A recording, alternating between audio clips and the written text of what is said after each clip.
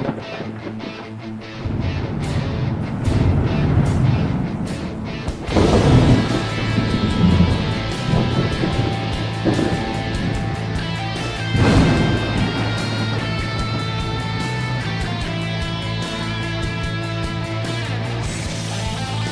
out there, and welcome to the No Shit Cast. I'm your host, Matt Frazier.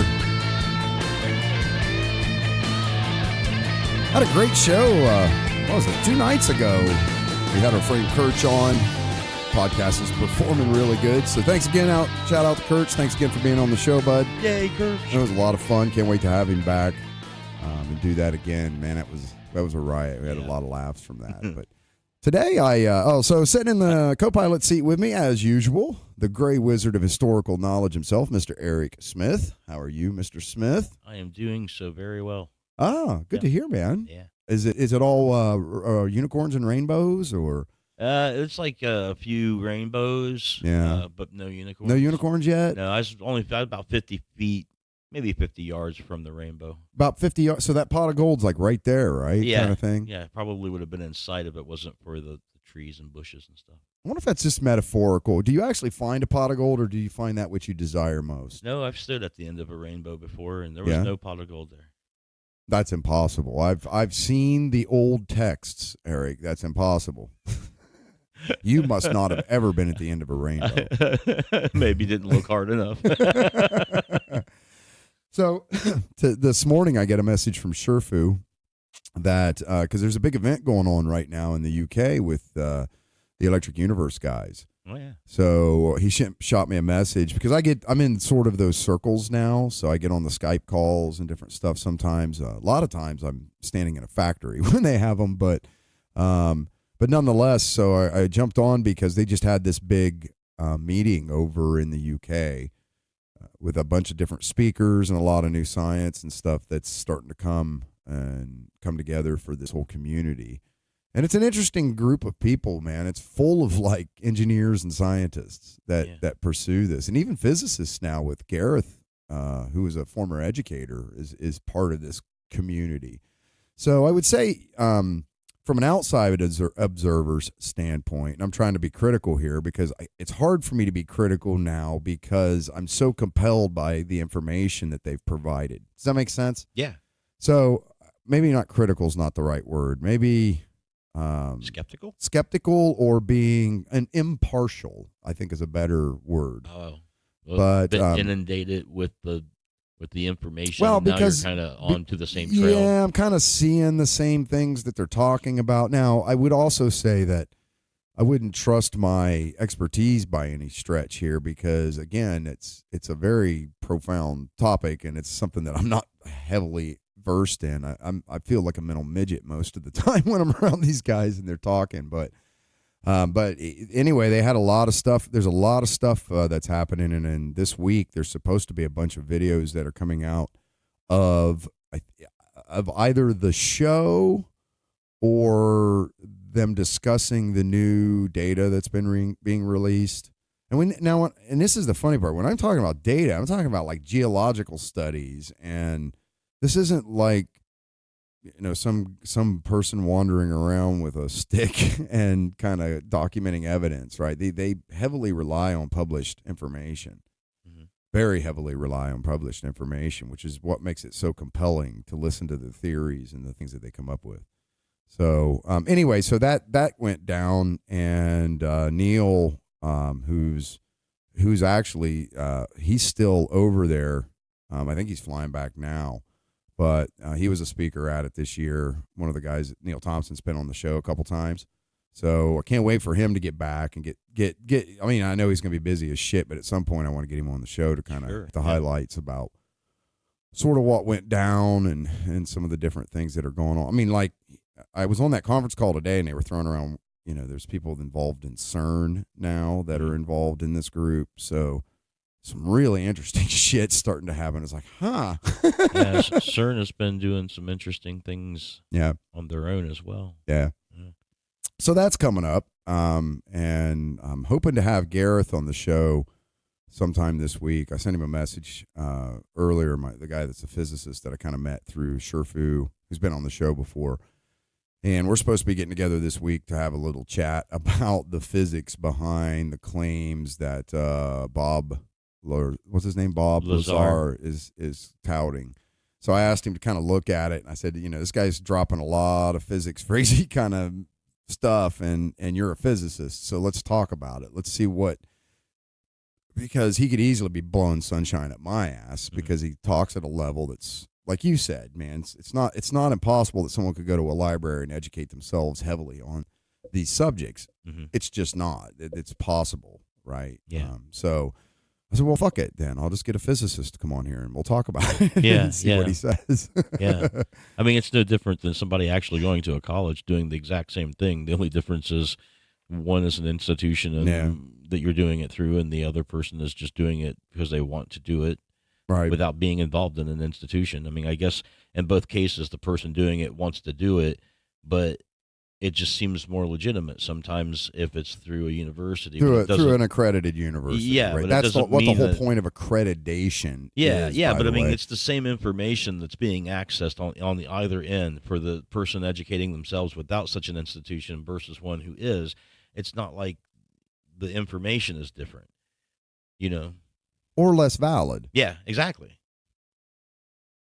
That was that guy's. I saw that physicist who. Did you watch the Flat Earth documentary yet on Netflix? Did you get a chance to see that? No, I didn't. Did we talk about that? I don't know. Maybe I didn't talk about that with you. I watched the Bob Lazar one that you talked about. I sent those to you, didn't I? That's right. Okay, I probably didn't send it to you or something. But I don't remember it. I mean, I would watch it. Fucking fascinating. I remember you kind of talking with me about it, though. It's really good. Yeah. And it's not really good from a look at these idiots standpoint, although there's definitely that component to it. I'm not going to lie. And I don't mean like I'm saying, look, laugh at these idiots. I'm saying that the documentary does. It's not like it holds back that it's. No, I understand. I think the biggest animosity would probably be with the people who are hollow earth theorists. Versus the flat earthers. Animosity towards me? No. In terms of the flat earthers having animosity towards somebody, making fun of them. Oh, I see what you're getting. Yeah, you know what I'm saying? I'm just a little bit for that to sink in. It's so bizarre, right? You're like, wait, you just flip the coin over here to the other side of bizarre. You're throwing me these humorous curveballs, right? Yeah, the antithesis to the flat earthers are the hollow earthers. Exactly. Yeah. They're gonna have like a Jets and Sharks type. There's gonna be a problem if these guys ever show up at a convention snapping their fingers and fighting and pulling out razor blades. Because it's one thing if you don't believe in something and didn't do the research and you're poking fun, but if you're intrinsically, diametrically opposed fundamentally, as these two people must be, then it must be an interesting, weird personal attack on each other. Yeah, it's got to be tough. Yeah, it's weird. Especially if they like show up at the same conventions and shit. Yeah, I mean, it could be problems and stuff. Like, who's the genius that broke these two people together? Check this out, right? So, do I even want to do this? I'm not going to do this. Never mind. You can always edit it out. No, it's just not worth going down this rabbit hole because it's not something I enjoy talking about. Never mind. Putting that aside. So, if you get the chance to see the documentary, it's excellent. And there's a point in the movie. It's about halfway through, I think, where they're all meeting for their like convention and which is kind of funny because people were flying in for this. Sure.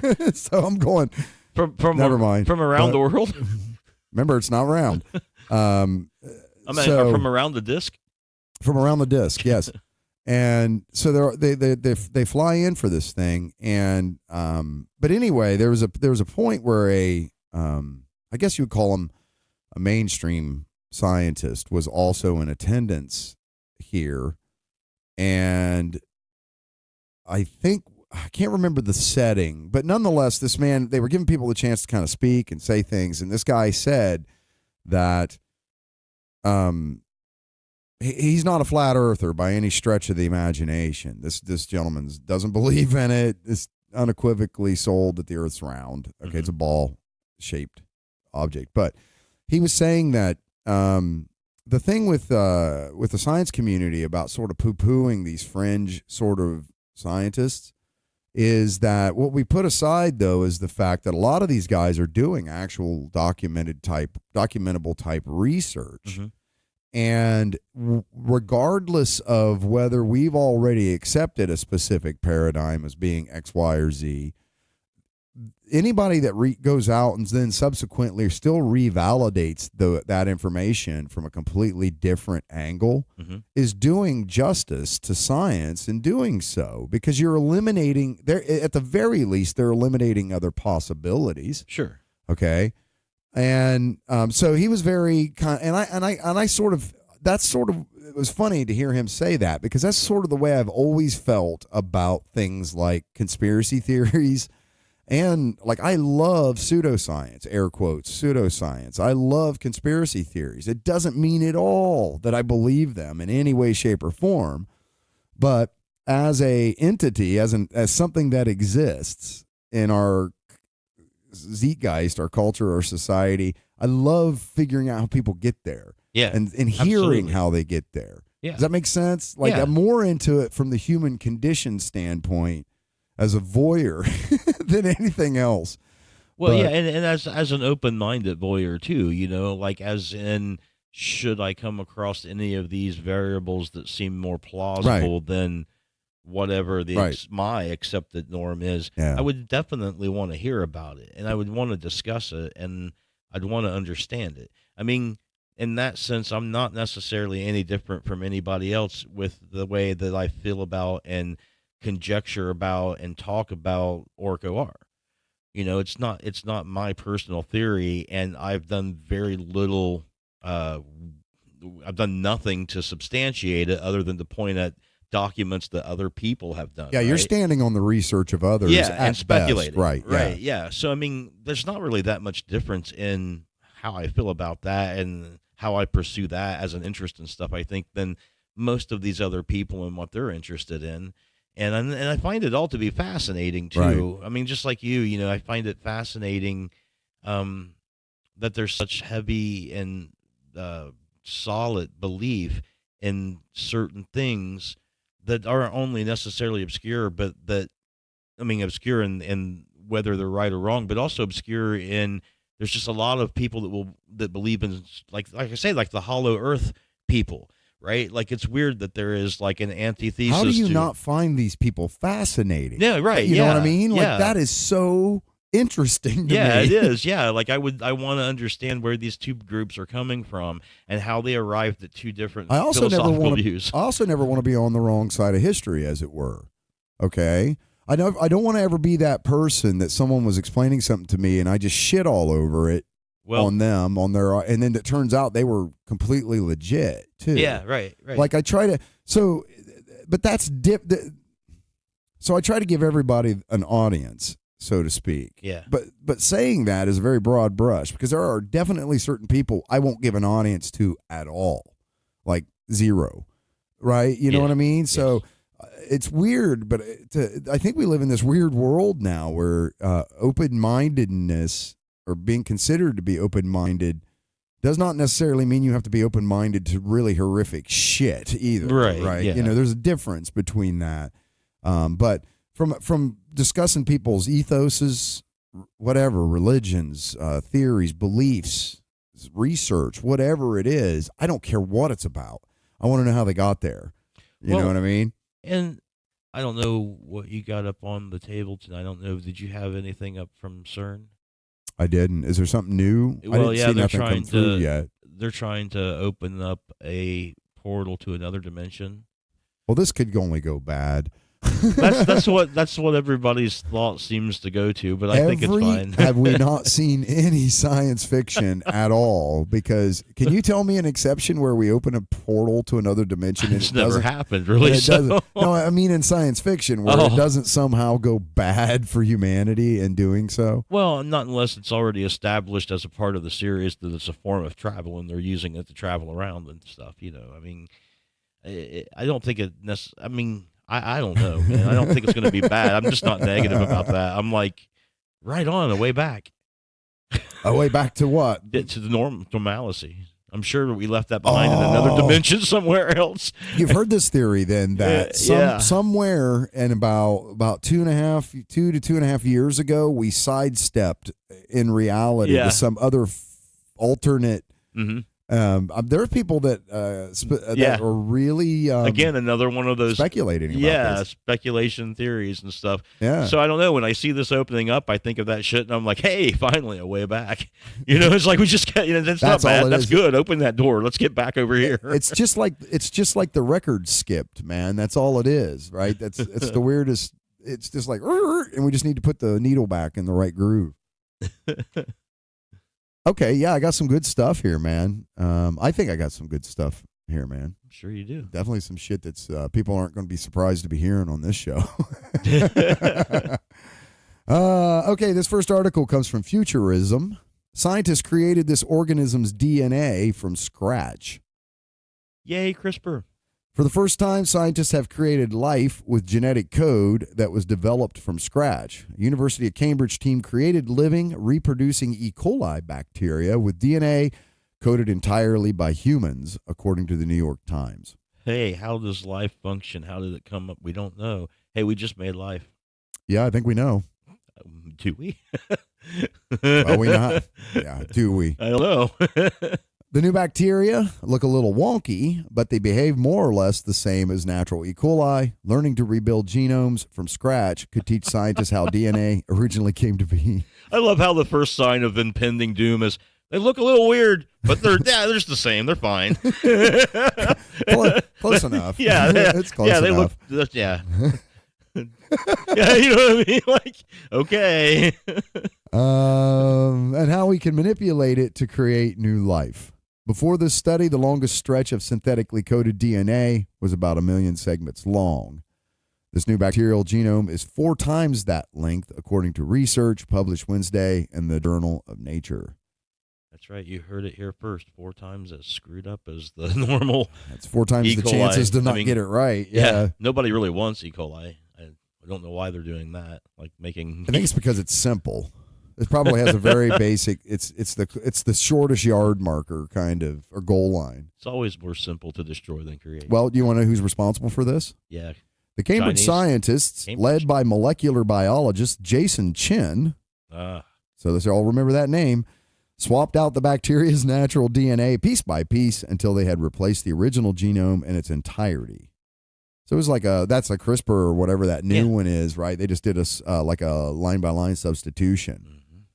Once the new DNA was in place, the bacteria grew into an unusual shape and followed a slowed-down reproductive cycle, but otherwise carried on as normal. It's immortal. It's got a slowed down life cycle. It's immortal. We created the Methuselah of bacteria. That's what I'm hearing. It's like, but age doesn't affect it. Oh, great.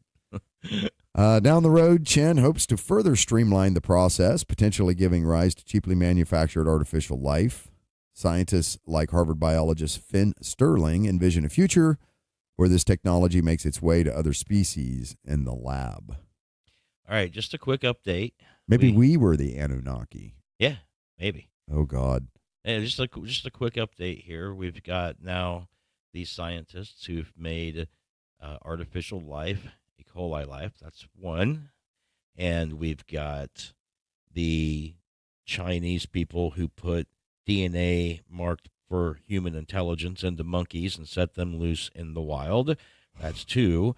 Then we got the Chinese who accidentally modified genetically a bacteria that grew naturally in their garbage dump that eats plastics. That's right. So there's that one. And I think there's another one that we've talked about here. I mean, there's a lot of genetic experiments just kind of being put out there from artificial life that we've created genetically to literally putting genes marked for human intelligence into chimpanzees and turning them. Oh, the other one was modified mosquitoes. They modified mosquitoes genetically. That's right, and turned them loose to. But there's more. But they were modified to actually breed a generation of mosquitoes that subsequently would breed a generation that was like infertile, malaria or something. Infertile. Yeah.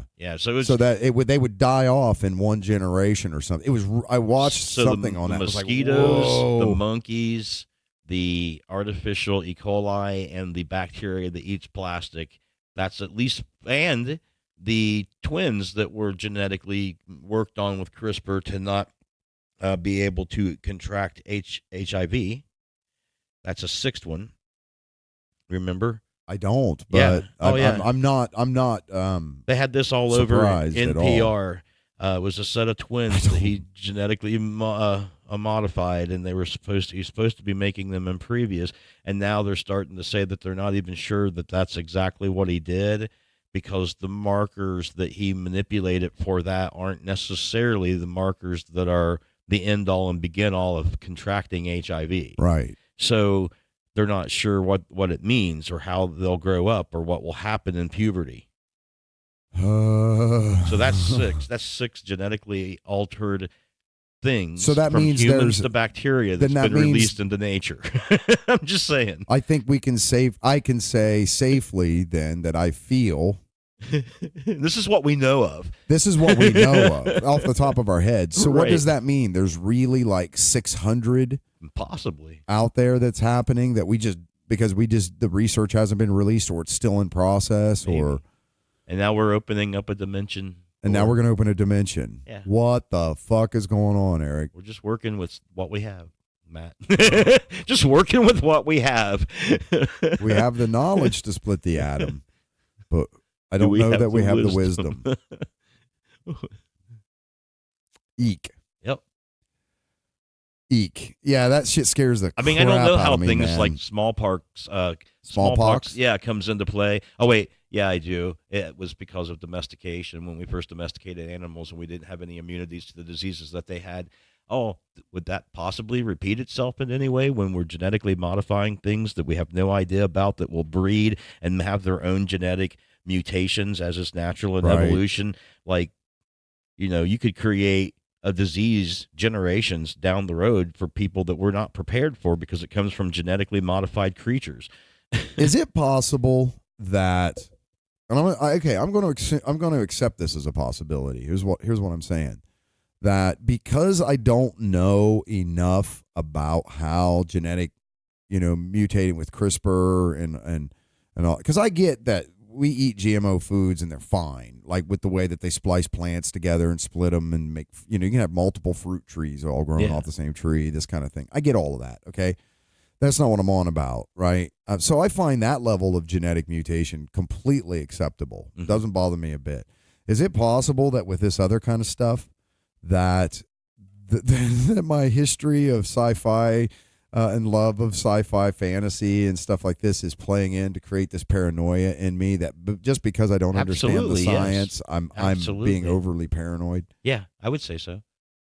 What do you think the chance of that is? Like 50-50, or do you think it's like probably 75-25?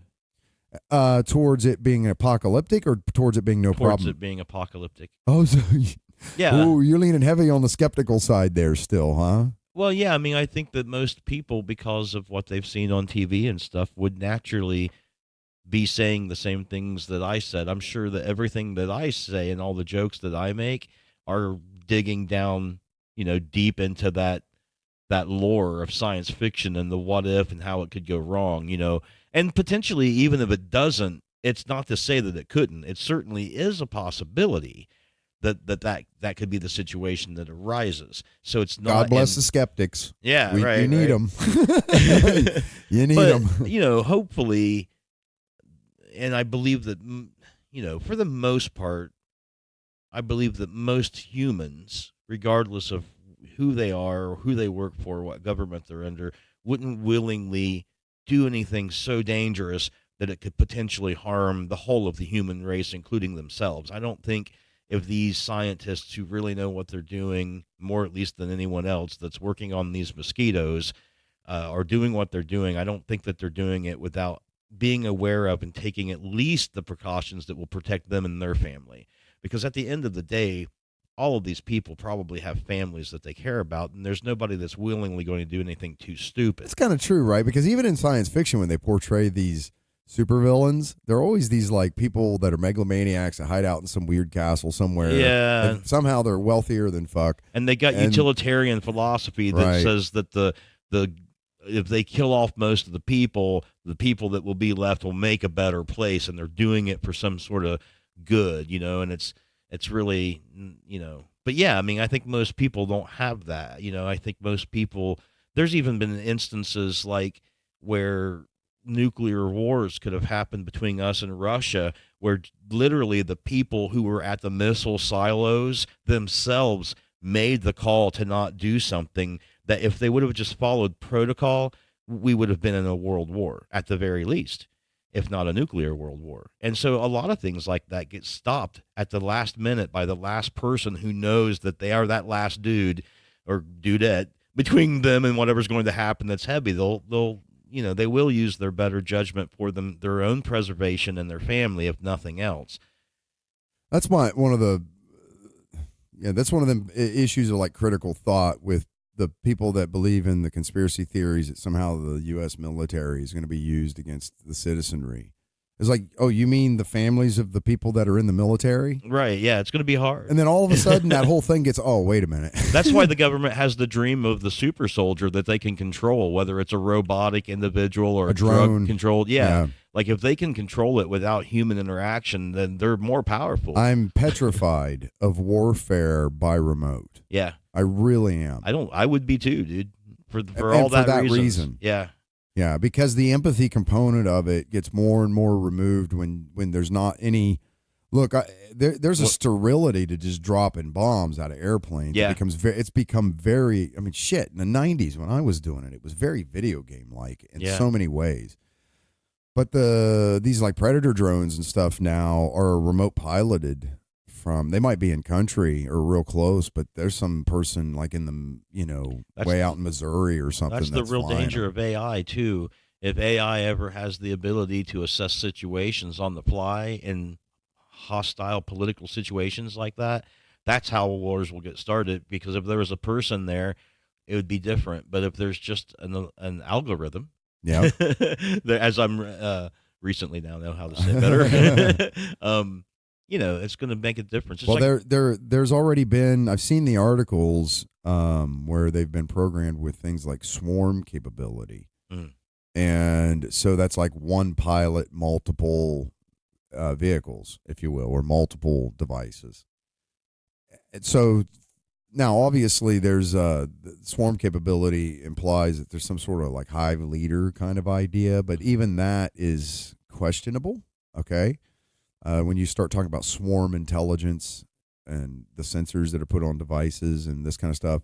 But that's the first step into, well, why do we need a pilot? With the swarm technology, we can just expand on that, and it can already react to things. We'll just expand what it can react to, and then you take the human component like completely out of the equation. Yeah, that's bad. And look, CRISPR and this sort of genetic stuff that I was talking about, it's going to be the same when it goes bad as anything is, right? Okay, we developed nuclear energy, and there's a lot of good about it. It's clean, it's efficient, it's not terrible. There's not even a lot that go wrong with things, as you yourself know and have told me many times. But when something does go wrong, it's going to be unnoticed, and then it's going to get out of hand. That's the nature of how things go wrong. Yeah, man. But that's the nature of how big things go wrong, too, because there's usually safeguards. And it's something's happened that somehow went past what everyone could think of when they had the dream about it, right? Right. And it goes past all of that and sneaks out, and then it makes it worse, obviously, if your government doesn't tell people and the radiation like sinks all down before anyone knows. But aside from that, that's what CRISPR will be like. They'll be finding something like they found in the garbage pile. They'll find it someday somewhere, and it will be something that is good or bad, or like in this case we're talking, it'll be bad or something, right? And it'll be an issue that we got to deal with. Just like when our reactors go, we have to figure out how to stop them and get people away from them and clean them up. Yeah. Well, necessity, as they say, is the mother of invention, is it not? Mm-hmm. Right? So that's kind of how it works. Again, neither good nor bad. The guy that the Nobel Prize is named after was the guy that invented TNT. Mm-hmm. Yeah. He saw it as something that was going to end warfare and revolutionize the human condition. And then subsequently it was used for the slaughter of more people probably than any other single invention in history, right? Some of that accidentally. Gunpowder, TNT, gunpowder and stuff. So Yeah, so that's where the whole Nobel Peace Prize thing comes from. Yeah. Am I wrong about this? I mean, No, that's what I heard. That's what. Okay, it's the way I understood it. You'd know better than me, but I always found that story That's super my story. Yeah, fascinating. I would say that. It's like, oh my God, here's this guy who invented this thing, and then he was so disgusted with his invention that he took like shit tons of the money and made it so that there could be these prizes for people in science that could come up with inventions that would end this necessity for the slaughter of humankind and different things. Weird that he would think that would be the final outcome. I don't know that that's what he thought it was going to be when he invented it at all. Actually, I think the exact opposite. He thought it was going to be one of these things that was going to help revolutionize the human condition in such a positive way because it eliminated like massive amounts of having to dig, which was often done by hand and very laboriously. So he saw it as a mechanism for moving humans forward, which it was, and it still is, in very positive ways if you look at it that way. But when you ask somebody what do they think of gunpowder, it's called gunpowder. So anyway, this one comes. Let's get back on track here. This one comes from Thrillist. Toll House has a new cookie dough meant to be eaten raw. This is a big shift. What's this show about? Knowing things. Fresh baked cookies are great, sure, but when it comes down to it, nothing beats a heaping spoonful of raw dough. Yeah, it might make you sick, but who among us hasn't risked a little salmonella for the sake of such gooey deliciousness? Luckily, you'll soon be free to scoop without fear because Toll House is releasing a new line of cookie dough designed to be eaten as is. It uses probably homogenized eggs, or pasteurized eggs, I should say. Homogenization is a whole different process. For raw cookie dough fiends who'd prefer not to end up with a nasty stomach ache after snacking on the stuff, Nestle's Toll House has just released a new line of edible cookie dough that's safe to eat uncooked. Nestle hasn't revealed any details about when or where the refrigerated 15-ounce tubes are available at the moment, but the eagle-eyed shopper behind the @Family Food Dude Instagram account recently spotted them at Publix supermarket in Sarasota, Florida. It's also unclear how many different flavors are in the mix, though it appears at least chocolate chip and peanut butter chocolate chip monster are included in the lineup. So you can make normal cookies out of it too? Oh, yeah. But look, they have it in like quarts that looks like Ben & Jerry's ice cream, or you know what I mean? Like pints. I should say pints. That's pretty wild, huh? It is, yeah. Although edible cookie dough is certainly nothing new, this is the first time Toll House has unleashed such a product. It's reportedly made without raw flour or eggs, which are the ingredients that the Centers for Disease Control and Prevention warns people not to eat. We reached out to Nestle for more details on the availability of the new lineup of edible dough, but did not receive a response by publication time. Get your spoons ready. Heck yeah, man. I mean, that sounds tasty, but I guess they It don't does, have it doesn't everywhere. I don't know. I always do it anyway. I don't think. Do you think they would have it here in our small little city? Eventually, yeah. The Midwest, especially, man, is a hell of a test market for a lot of this kind of stuff. Oh, cool. Yeah. If you can make a restaurant work here, you can pretty much guarantee that it'll be okay. You didn't know this? I don't think that the Midwest, like a lot of fast food chains. If you want to see how you'll compete on like a national market, you test in the Midwest for sure. Yeah, I mean, there's tons of them that started here. White Castle, Wendy's. There's like a bunch of them. Yeah, I just never thought of it. I guess this is when you live other places, you start to realize there's not as many fast food chains, and B, not as many people eat out. It's weird. There's more restaurants and fast food type, I swear, here per capita in the Midwest than anywhere like on the East Coast or the West Coast. It definitely certainly feels that way. That's bizarre. Yeah. Yeah, this is like the analog for the rest of the US in a weird sort of way, which is kind of funny because in a lot of ways it's also looked down upon, things like flyover country and this kind of thing, right? Yeah. But yeah, when it comes to businesses and restaurants, you test them here. I love how in the same web page, there is an ad for the incredible edible dinner egg. It's like, no, why the eggs are still good. Why do we have to sell shit like eggs? You need ads to tell people to buy. Who doesn't buy eggs every time they? Well, I guess vegetarians don't. There's your whiskey ad Vegans, too maybe? that Kirch and me was talking about on the last episode. Yeah, there it is. A little creepy, isn't it? It's like it's listening to us. What are you gonna do, man? Like you said, make sure it knows what you like. I just think it advertises what you want to see. Who does? I'm manic about it now, managing what I watch on YouTube and what I watch on Facebook for the sole purpose of making sure that it continues to feed me stuff that I'm going to be interested in. Does that make sense? Yeah, absolutely. Like as soon as I start seeing something and I'm like, nah, within 5 seconds, like moving on, because I don't want it to think that I'm interested in that subject anymore. Yeah, and you're not. And you probably would do it anyways, even if you weren't really overly concerned about that. You would probably still be like, I don't want to see this and go past it. Now I'm trying to leverage the algorithm on purpose. Yeah. Use it for your own ends. Dude, it totally works. Well, or we were talking about microphones earlier and the different kinds and how they respond and one going bad and stuff like that. It's a great time to talk about microphones and say so into the microphone and record it and maybe even ask a question on Facebook about it to someone about microphones, and soon enough we'll get asked for microphones. Yeah. I'm moving to shotgun mics next. See? Shotgun mic. Yeah, I'm moving to shotgun. I already know I am. That's going to be the next upgrade to the studio. So if you start getting ads on microphones, that would be awfully convenient. So oh my gosh, that's probably important. Dude, that's totally me.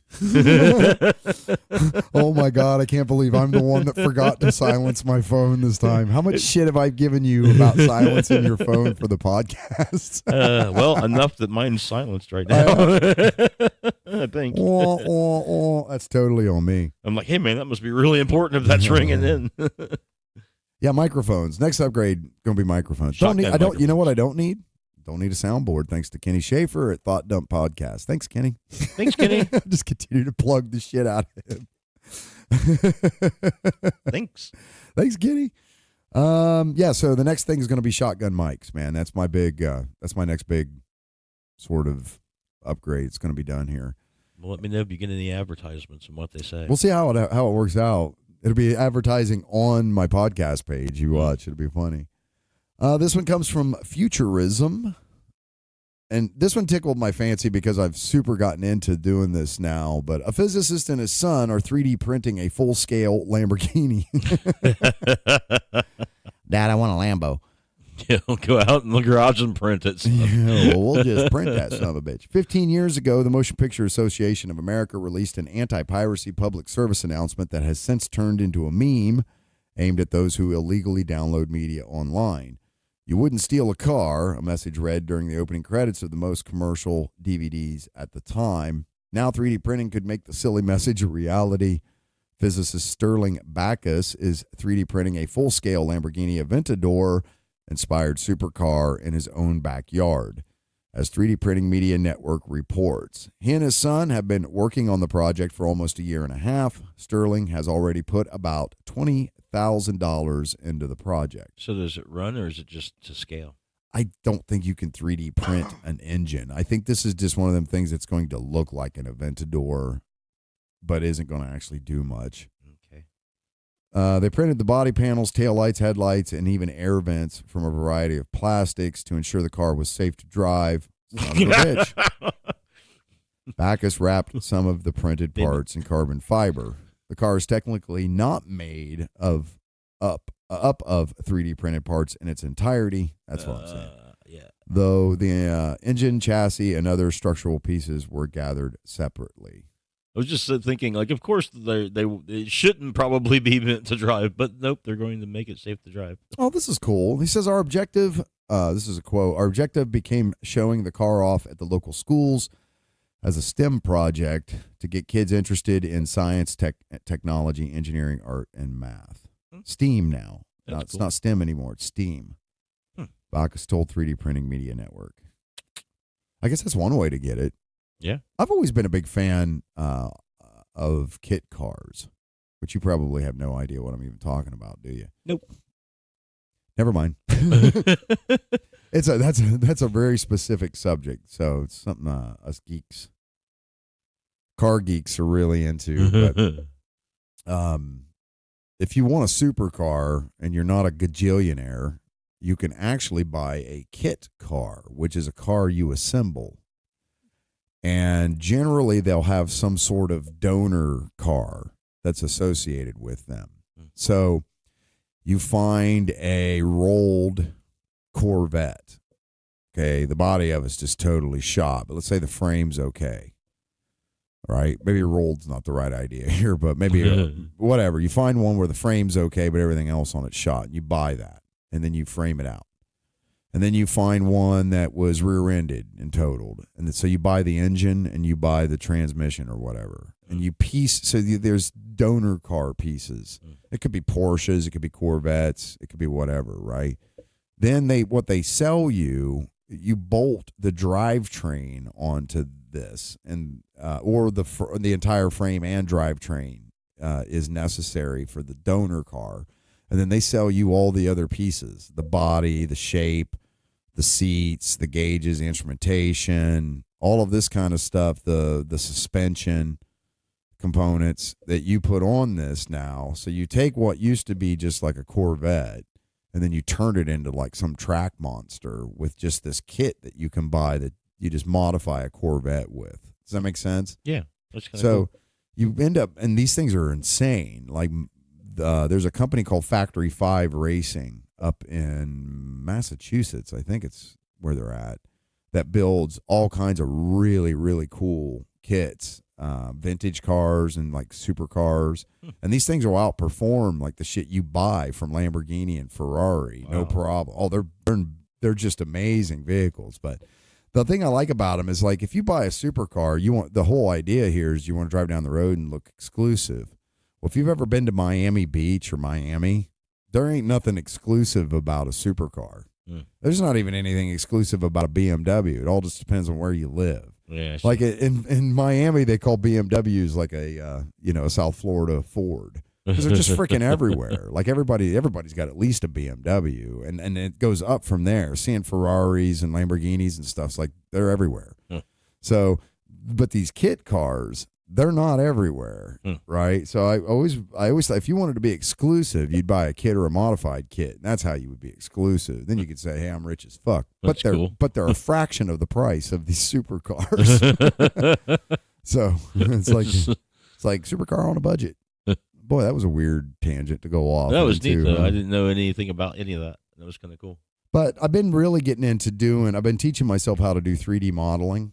I've actually gotten pretty good at it. It's not terrible. If you've already got a fundamental background in, say, AutoCAD, which, again, I hate, but I know how to use it, but I hate it. So I try to, like, avoid it like the plague. But because of having that, I started with Google SketchUp, which there's a free version of it you can download and use, and it's completely functional. And so I've been learning how to do that, and I'm learning how to translate that into toolpaths for CNC machining. Because this is the shit I do for a hobby. This is how fucking much of a boring nerd I am, man. Oh, they went every subscriber we had, man. They're like just gone now. I'm sure it's not as bad as you say. It's pretty bad.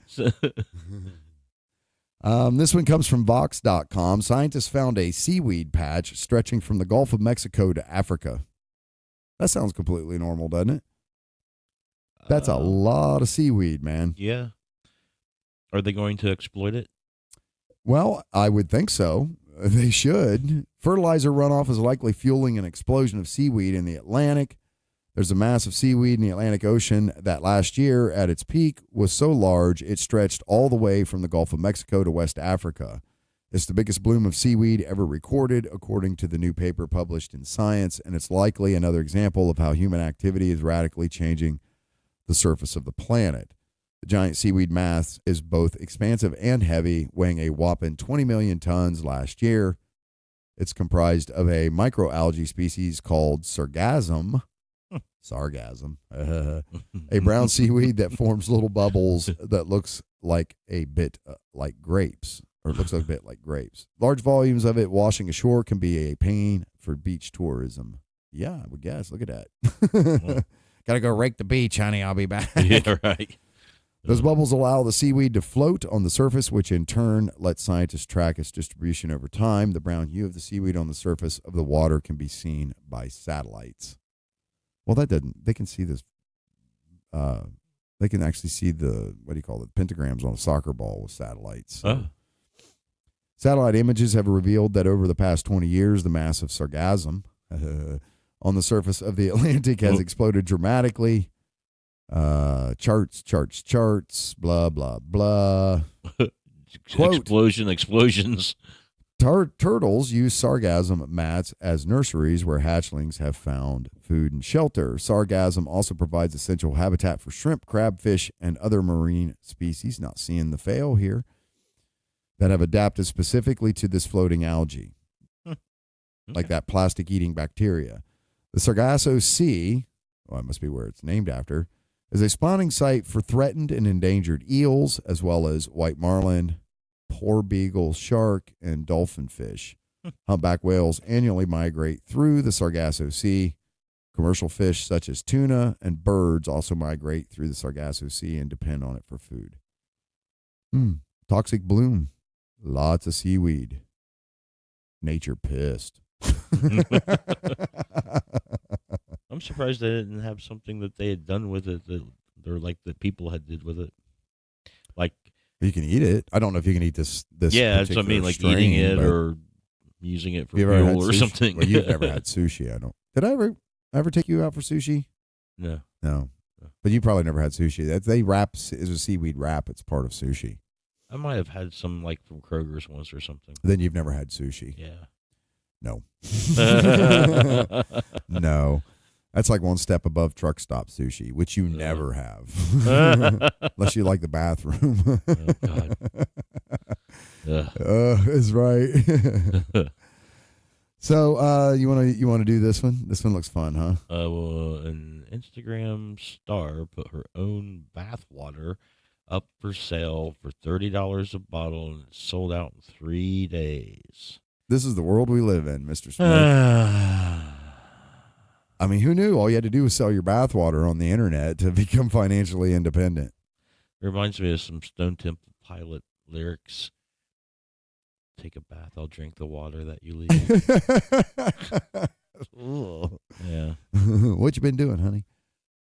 I don't know. Go back up and what does she look like? I mean, because I'm guessing she looks like an anime character more than anything. Yeah, I don't think human fluids. Ugh.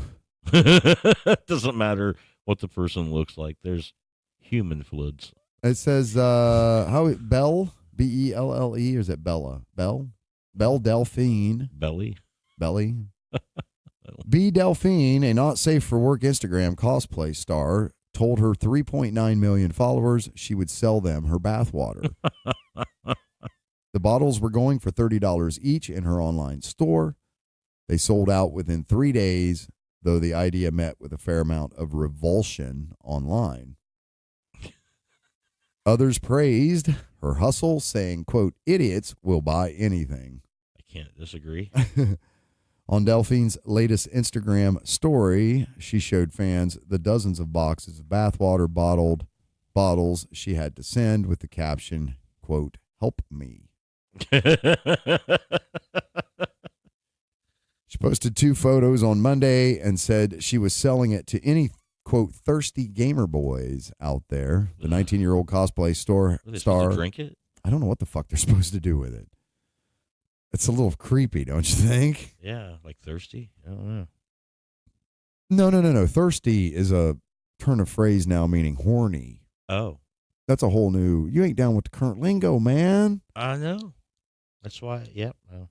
The 19-year-old cosplay star has become famous for her not safe for work content, where she wears very little clothing and makes ahegao facial expressions. Sometimes used in Japanese anime and manga pornography. Ahegao. Ahegao. In June, she made headlines when she told her followers she would make an account on Pornhub if her photo received over 1 million likes, but instead of anything sexual, She posted bizarre videos of herself stroking stuffed toy cockerels and eating a picture of PewDiePie. Well, I don't know what that You know means. what this story tells me? There's this whole world that exists that I just don't know anything about. Me either. The bottles of Gamer Girl bathwater came with a disclaimer. This water is not safe for drinking and should only be used for sentimental purposes. What the fuck does that mean? That means somebody will be buried with that bottle of water, I guess, someday. She advertised her product by posting videos on Instagram of her playing in the bath and pouring water all over herself. It must have worked because the bottles sold out in 3 days. She said on Twitter that she didn't expect to sell out or, quote, have this many baths either. She's going to do it again. Well, sure. For anybody waiting on one, don't be worried. She's going to take another bath. If they're a little late, I'm working on getting them to you as fast as I can, she wrote. Well, she must bathe every day. Ooh. That's how she makes her money. While some people were clearly into the idea, others said that anyone who bought bathwater for $30 was, quote, sad and pathetic. I don't give a shit what you do with your money. I don't know that it makes you sad nor pathetic. Maybe sad, but not pathetic. Maybe most of us in the spectrum or in this planet could find other more valuable things to do with money, but hey, man, you do you. Quote, can we all just be civilized and please not buy this? One person wrote on Instagram. Quote, if you buy this, you have failed humanity. Another wrote. I have a ton of respect for this girl. One person wrote on Twitter. She makes money with idiots. Best way to make money, take it from stupid people. Make them spend all on this nonsense, please. That's a little fatalistic. Okay. Good God. The YouTuber Ethan Klein said, quote, congratulations, Belle, on all your continued success. On Delphine's latest Instagram story, she showed fans the dozens of boxes of bathwater bottles she had to send with the caption, help me. So she's just like some cute girl that wears a pink wig and bunny ears of some sort, or cat. What was it you say those cat? Those are cat ears. Yeah, and whatever. And that's a special bunny shirt. That's 3.9 million followers on Instagram right there, Eric. Well, I certainly don't look like that. No. That's gonna cut my followers in half at least. I'm just okay. Okay. That's okay. That's us now, Bubba. That's the world we live in. I will not follow her. Why not? I don't want to. So you think that's weird? I think it's a waste of time. I don't think it's weird. Is this like that when we were great. younger? Some people do follow her. That's great. That doesn't make them weird. Remember, if the music's too loud, you're too old? I've heard that phrase before. Is this like the modern version of that? Like if I don't know what the fuck you would call this, but you know what I mean? Like, is there a whole new? If this is too crazy, you're too old. Embrace the modern age. You're too old man. Yeah, I mean, like I said, I don't think it makes them weird or nothing. It doesn't bother me that people want her bathwater, but I'm not going to do it. I think that would be a waste of time and money. As a free market capitalist, or I think whatever two people decide to exchange money for, as long as neither of them are being harmed, or one's harming or taking advantage of the other, kind of, you know what I mean? Like if everybody's, hey, I understand what's going on, let's do this. It's nobody else's business at that point. Yeah, it doesn't bother me. It's called laissez-faire capitalism. Yeah, man. Buy her bathwater if you want it. I mean, who am I to judge? Like I said, anybody wants to spend their money. I will judge you, but I won't stop you from buying it. I won't. You'll personally judge. Yeah, I mean, I'll still encourage them to do what they want to do and be themselves. But then do whatever the fuck you want. But if you ask me about this person in the future, I'll be like, yeah, I think they're probably crazy or just something. Don't tell me I have to like it or have to understand it or have to be, morally. It's not my thing. You do you. Yeah, right. Yeah, I don't care.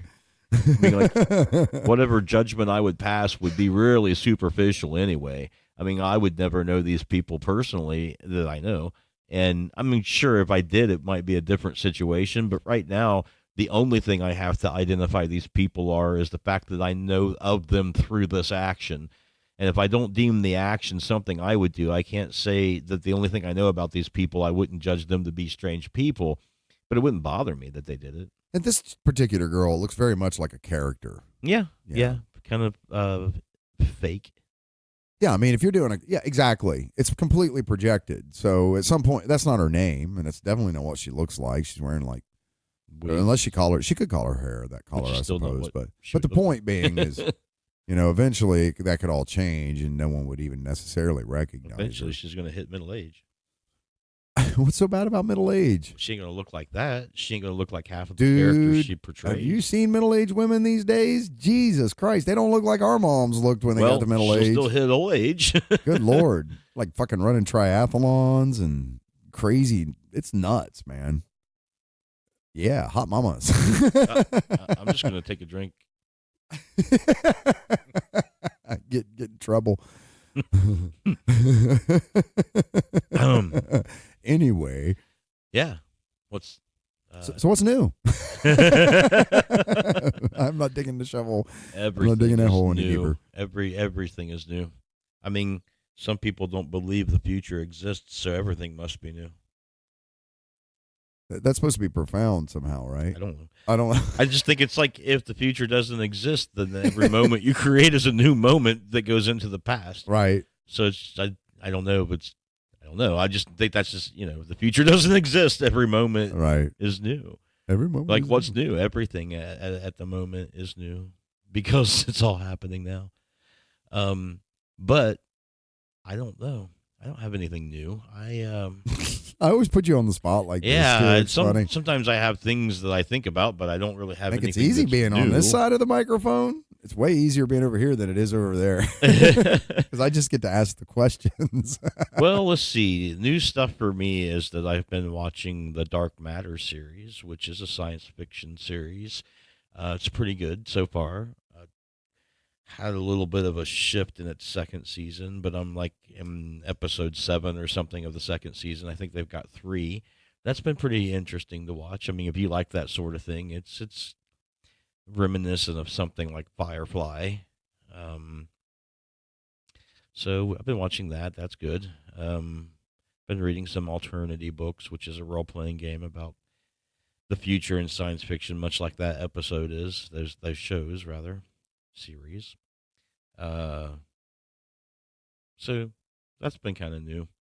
Did some house sitting for some friends and right. That's always fun, isn't it? Yeah. And that's really about it, man. Like pretty much just been working and kind of the life of Riley otherwise. Yeah. I've been contemplating the future like there's some time limit that will occur that I need to prepare for, but there really isn't. No. So time just continues, buddy. It just continues. That's it. Never ends. It's not going to end when we end. It's going to carry on. So there's always time. Someday you need to arrange with whoever a conversation about time, though, and the different theories. I think that might be one of them things that I do with Gareth at some point too, just to kind of get what is like the accepted definition kind of situation. I don't think there's an accepted definition. Really That's isn't. why I want to talk about it with somebody. It's just a concept. Yeah, maybe. Right? Or construct. Either, could be. Right? I don't know. Maybe. Well, we know the dimensions might be real, right? They're going to open one. Well, yeah, they might be. They're going to try. We'll figure that out, I guess, if this succeeds or not. I'm not sure when that's going to happen. But, I mean, if time wasn't real, you couldn't travel forward in it. You couldn't travel backward in it. But we can speed it up and slow it down. If they're doing this kind of stuff at CERN, like my imagery in my brain is like a rip in the time-space continuum, like a crack and like large energy, and some creature comes crawling through, and it's this massive tear. It's going to be one of these things that happens at like the microscopic level. It lasts for less than a nanosecond. They're going to record it with a bunch of instruments. Yeah. And they're going to say, we did it. And everyone's going to be like, did what? We let something through the barrier. Right. What? It's tiny. It's real tiny. It's growing big, but it's tiny. It comes through, I am the destroyer of worlds. Oh, splat. Could be, yeah. Yeah, more likely it's another dimension, depending on which way they're going. It's just going to be to our point of view, will feel like an interdimensional space where we'll be able to project into it, but won't be able to record on the other side of our dimension anything happening, right? Like, that's probably what they'll do. They'll probably be able to test it out, almost like sticking your finger through, right? Like if you can project sensors, so to speak, into whatever you open, but you're not on the other side of it reading any of those same projections that you're emitting. I'm guessing that it goes into some sort of an interdimensional space and would thus prove that such a thing existed. For all intents and purposes, that the original quote, this is Eric Weinstein that said this. It just stuck with me. We are gods, but for the wisdom. Because we can do everything a god can do, kind of thing almost, right? You know what I mean? We can create life. We can already do all these things, but we don't have the wisdom of a god. Well, I mean, it's going to be hard to get people to be satisfied with the status quo, because another way of looking at that statement is saying that you should wait until you have the wisdom to do this thing, right? You shouldn't be messing around with something you don't know because about, the only right? way you gain wisdom is by making mistakes. Right. So no, and I don't know that that's what that's saying.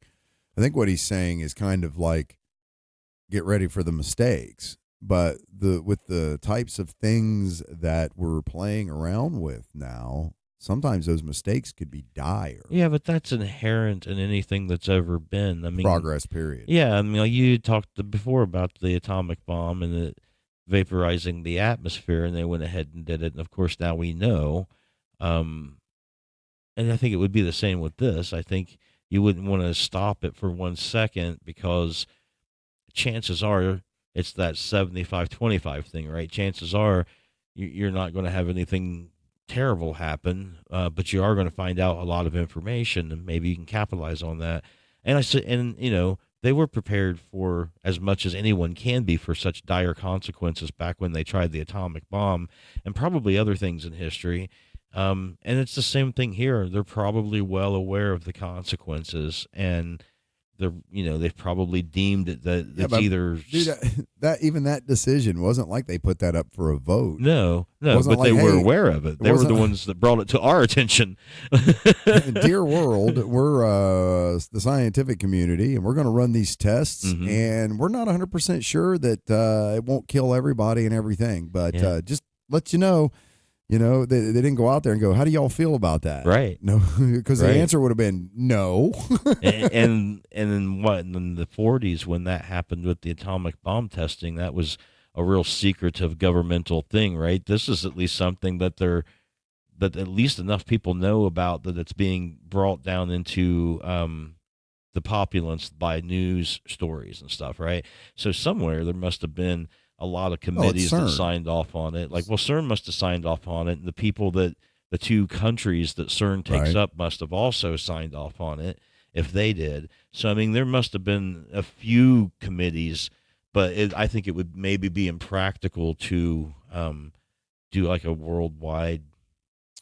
Well, I meant that almost as tongue-in-cheek, too, because it was the United States that was running these tests, and they didn't even ask their own citizenry, let alone like the world citizenry. Is it okay if we do this? Yeah, most times we don't get that choice. No, we hardly ever get. I don't think we ever get that choice.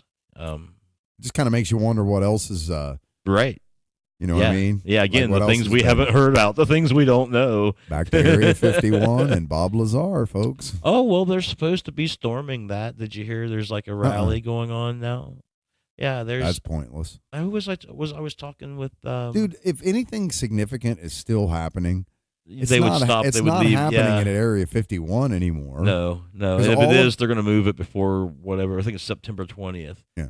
There's like a thing going on. It's supposed to be like people are supposed to meet en masse and run the place over. I think it's September 30th. That's what your friend was talking about when he was here. My friend was I forget his name. The singer Anthony. Anthony. Yeah. Yeah, Hämäläinen.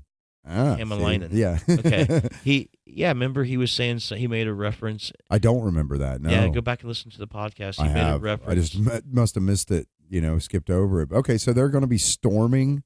That's what this is about. Yeah, people are supposed to God. be. Yeah. So like you were saying, if there was anything there still, if the people are going to organize and storm on a certain day, they're not probably going to have it then.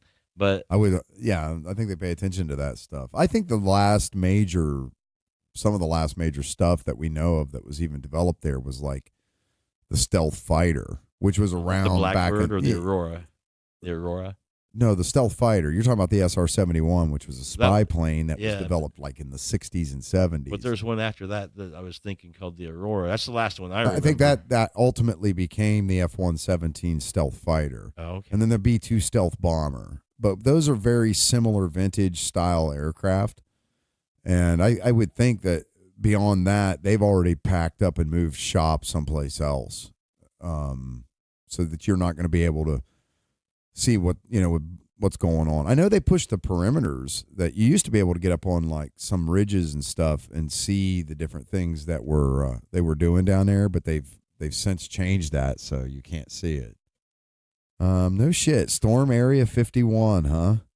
Yeah. No kidding. How many people signed up? 53,000 people have pledged to storm Area 51 this fall. That would be a terrible idea. Look, even the conspiracy theorists have had enough. They can't stop us all on Facebook. Wow. They're like, enough with this conspiracy. Let's get it out there. Well, I'll tell you this. If any of the reports of the hazardous material and the different things that they've been doing in that area are be a true, bad idea. You probably don't want to just be running into that place and running around all willy-nilly. Putting aside the fact that it is a secure facility and they might just shoot a bunch of people. Well, it turns out that they got weapons that are more than you think. It's clearly posted, clearly marked, and is managed under federal jurisdiction. So I won't be storming Area 51. But good luck. As the French would say, bonne chance. But remember, we did an article on how to join the Illuminati. Mm-hmm. So we're just shills for the Illuminati now, so it doesn't really matter anyway. I'm still waiting on that fucking paycheck, Illuminati. Where is that thing, by the way? That isn't happening. I'm one more issue away from selling a kidney. Yeah, so let me say this. I'm completely for sale to the Illuminati, and they ain't calling. So guess what, bitches? It don't exist. That's what I tell people all the time. I'm not cheap, but I can be bought. And if there was any kind of conspiracy, I think it's bullshit. I would sign on with a paycheck. Would you like me to sign my soul over kind of thing? Yeah, sure. What do you want? How much? Yeah, it's a bargain. Yeah, right. I ain't going to live that long anyways. Go ahead. Yeah, I don't know. Some of that stuff, I don't know why. I guess they're done with the conspiracy themselves. Even though they were conspiracy theorists that believed in Area 51, they're tired of that, I guess, and they're going to find out. But that's what I find entertaining about this situation is that they've had enough. Right. And it's like, because, sometimes people's... Had enough of what? Of the conspiracy. So, you're saying... Oh, I see what you're getting at. Yeah, right. I mean, sometimes it's like, people... what did Area 51 do to anybody? I mean, I guess there's some stories of people being sick and stuff from having worked there. Yeah, I mean, I just think people want to know. And, like, a lot of times people will accuse those people, like Bob Lazar, of fabricating these things because they want to add to the conspiracy. That they want this conspiracy to continue because as long as the conspiracy does well, they'll look good in that light, right?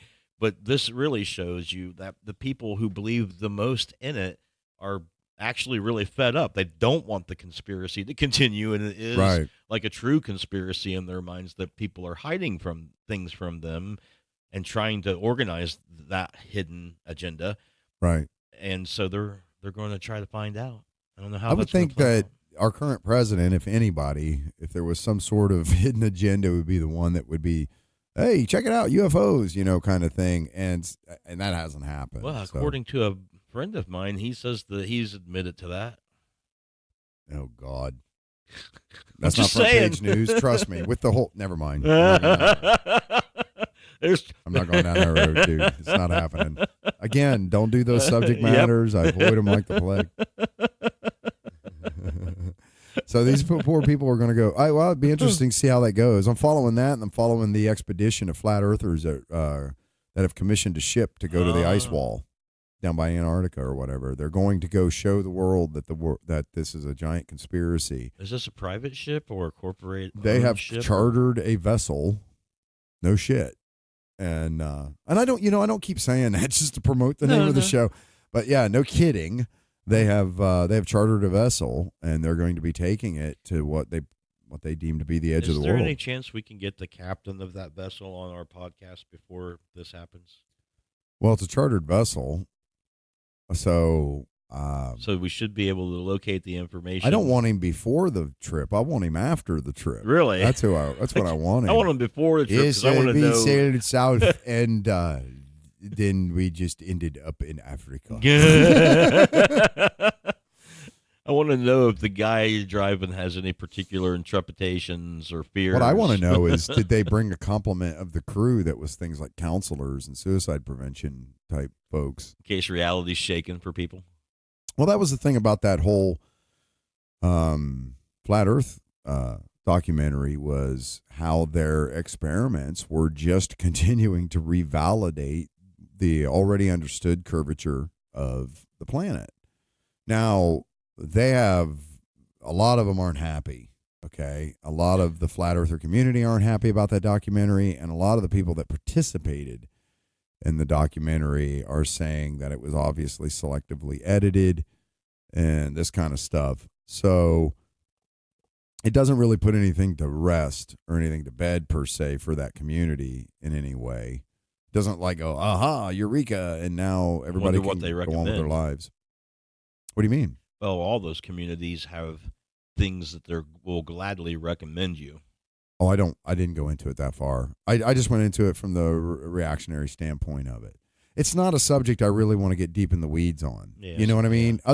Other than if I could have somebody on the show, I would certainly give somebody of any kind of prominence in that community all the airtime they wanted to discuss the topic. But would you research the topic at that point? No, I don't know that I would. I got to be honest with you, because I rarely research the topics of the guests that we have. I know it sounds horrible, but I don't, because I really enjoy the process of getting to know somebody and getting to know what they believe from them instead of what the internet's telling me about them or somebody else is telling me about them. Does that make sense?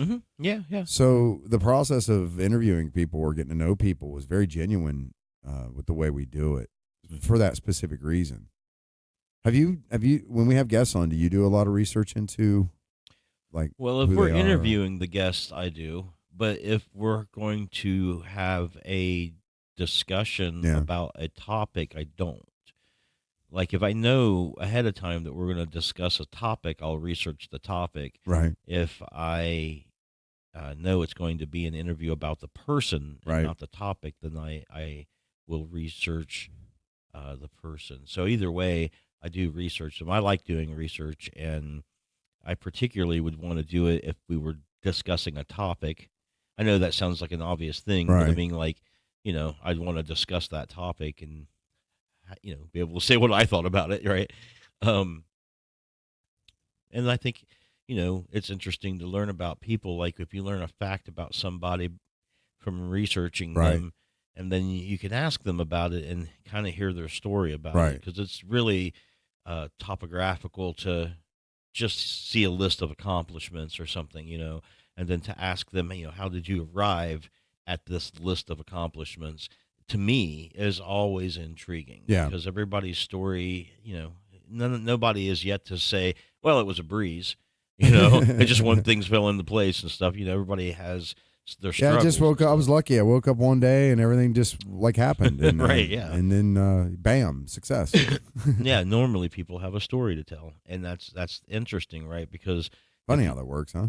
Well, yeah, because if people, whatever the art is that they produce, whether that's music or novels or games or whatever it is, that to me, that's 10% of that person. like it gives you just a 10% view, maybe not as intense or intense as it may or may not be. You get like a 10% view into this person, right? Right. If you look at their collective works, you might get a 25% reputation of them, right? But if you ask them why they did what they did and chose the method that they chose for Very specific. creating whatever the thing Right. was, yeah, then that gives you more insight to who this person is. And a lot of times they'll even tell you stories about how they got to where they were. And that's got to be of benefit to people who, A, are on the same path as these people, Right. and B, who are fans of these people in a more intense fashion, say, than maybe we could be just as hosts and interviewers, you know. It's since we started doing this, like when I watch interviews now, I don't necessarily just watch the interview for hearing the conversation, and I used to. Now I watch for things I like about the interviewing style and things I don't like about the interviewing style. So I look at the art of interviewing as a subject. Does that make sense? Right? Like as its own thing. And so that's kind of changed since we started doing this, how I view people having conversations. Yeah. But I think it's made me a better conversationalist as well. I definitely think I listen better now since this. It's definitely different than if you're just talking about a subject.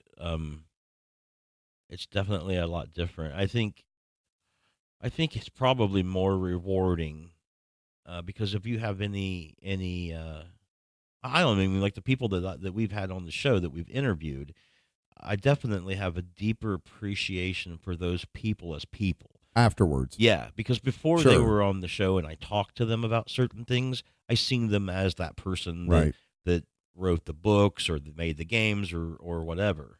But now I think of them more actually as people I know, friends, almost like I know them personally, and it's always been a pleasant experience. Like I've always found these people to be genuinely good people. Yeah, without exception. Yeah, Definitely and without exception. so it really I tell people solidifies. this for sure. It's like what we do is have sometimes up to 3-hour long conversations with people with no cell phone interruption, with no television, with no text messages, without any of these kind of things that normal life deals with now.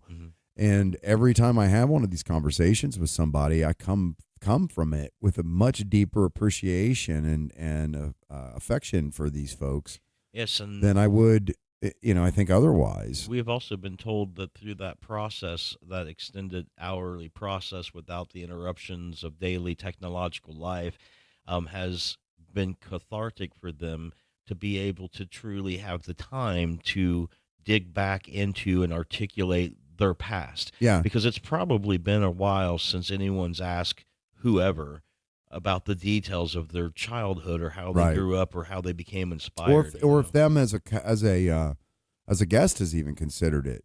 Maybe never. They've never been asked, "How did you get here?" Right. It's like, huh? Because a lot of people want to talk Right. about the current product, That's it. you Right. know, what's currently on the surface. But, I'm more interested in selling people on other people Right. because of the intrinsic value of who they are as people. And I Dude- think some people want that too. I mean, like, okay, so Well, if you want to meet really interesting people, I highly recommend you go out and start a podcast that's just a general topic. Would you say Yeah. this is just this show is just the type of show is a variety. variety show, Yeah. right? Just go out and find cool people, interesting people to talk to.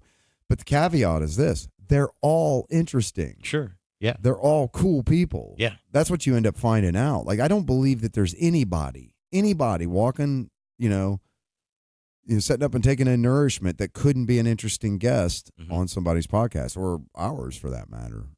Yeah, I think as long as we had a interest in what it was we were talking about, like it wouldn't be interesting maybe to talk about Well, something my default outside of is our field, but if I don't get your subject matter, my default obviously is you as a person, because I'm always interested in people. Almost even bad people I'm interested in. I just want to know, bad, air quotes, bad, whatever. I just want to know how they got there. Like, what motivates you? What was the things that drove you here? I get, it all stems from a belief that we are sort of the result of that which we've been through. Yeah. Right? Yeah. So if somebody's into something really obscure or different or strange, air quotes strange, it's generally because of something that they've been through that is different from the norm. Yeah. Right? So that's the kind of stuff I want to know. It's like, what have you been through? Tell me, how'd you get there? Right? I think there's a lot of wisdom in that. If you can look at what other people have been through to get to where they are, you can learn a lot from that. So too. and that still leaves room for, I know there's been people that you've had on the show that you've really just talked about topics with and not talked about them. Necessarily. Yeah. I always try to do the first show, but sometimes like when I have people on, I'll have them on with someone else, or like Sherfu brings me people all the time. Mm-hmm. And so subsequently, often what I'll do is after Ramon brings them to me, I'll go and do a podcast with them by themselves. He's like my best freaking publicity agent. Big shout out to Sherfu Ramon Cariaga. But he brings me all kinds of people. And they're super interesting people. Like, he's one of those guys that just has a Rolodex or a wealth of friends and people that he knows that are super, super interesting people. But then I'll go in it. I'll do a podcast with them by themselves where I'll go a little bit deeper into their histories, who they are, and sort of how they got to where they're at, kind of thing. But that's the exception. A lot of times is when we have somebody on, is with him especially, because I've already done that with him. But when we have him on, especially when he brings a guest, it tends to be very subject matter related. Yeah. And any future guests that we may have, we will direct them to this podcast at this point to see our manifesto. Yeah, I mean, there hasn't been anybody that's been on as a guest of a guest kind of thing that hasn't come then back on and done a show by themselves yet. So far. I mean, nobody's been like, man, fuck this. I ain't doing your show again. You suck. That's never happened. Actually, people have been very complimentary, surprisingly, because it's like bubble gum and duct tape this thing together. So anyway, hour and a half. Yeah. Yeah, we're at an hour and 20 now. So now you got to come up with another 9 minutes of stuff to talk about. Oh, I see. Put you on the spot. Well, not 9 minutes, not 9 hours, right? Dude, I'm sure you and I could do a 9-hour podcast if we wanted to. Maybe. Oh, I'm positive we could, because I could just start poking subjects at you. Like, I could say Star Trek, and you'd be like, "Oh, there's 10 things about Star Trek," or I could say astrophysics, or I could say history, because there's constantly stuff coming up, and new in history and archaeology and all this kind of thing that I'm sure that catches your eye. I just put you on the spot and go, "What's new?" And your brain just goes blank, because when we're not doing this, you got plenty of interesting stuff to talk about. Yeah, I probably would just need a minute to think about it, but I don't know. My world of interest right now is YouTube videos, being fascinated with manipulating the algorithms of social media to work on my behalf. Yeah. 3D modeling, like learning that kind of stuff. There's videos about that first stuff. What's that? There's videos about the first thing that you mentioned about manipulating the... No, that's kind of my own personal journey. I'm sort of... Oh, okay. I see. I'm just doing it myself and seeing what happens. Gotcha. And there's no seeing what happens. It totally works exactly. The reason why it works the way you think it does is because it works exactly the way you think it would. Turns out that's what it is. Yeah, it's not evil. It's just working as best it can. It completely explains how people get stuck in bad feedback loops, too, by the way. Yeah. Yep. Yeah. Totally. It's like, oh, I get this now. Irresponsible with what comes to your space, essentially. I'm learning to respect the crack that is like YouTube's algorithms and Facebook's algorithms, especially for things like video. So I've been watching a ton of New England Patriots highlights, because I'm a big Patriots fan, right? That's cool. So it sends me that kind of stuff. It just continues, and it's like, well, this is the crack. This is what it's designed to do, is to give you more of what it thinks you're interested in. Yeah, and it's not overly sophisticated. It's just not at all. It's just got a few windows open to what you're doing. That's and if you're doing something on those windows, it'll do its best to throw crude. It back at you. Yeah, it's very crude in the sense that it's very hacky. Yeah. But because of that, though, it's so easily manipulated to your own behalf. It's funny, though. It's not like a lot of people donate money to advertising agencies to make the advertisements better. The hell, no, people always don't really like advertisements, but it's not like anyone's helping fund better ones. It's like these companies come up with their own money and do the best they can, and they're the way they get sneakily intrusive is trying to figure out stuff that people are too tight-lipped to tell them. Right. You know, if they didn't have to do that, they probably could make commercials that were almost enjoyable to watch. I don't know. I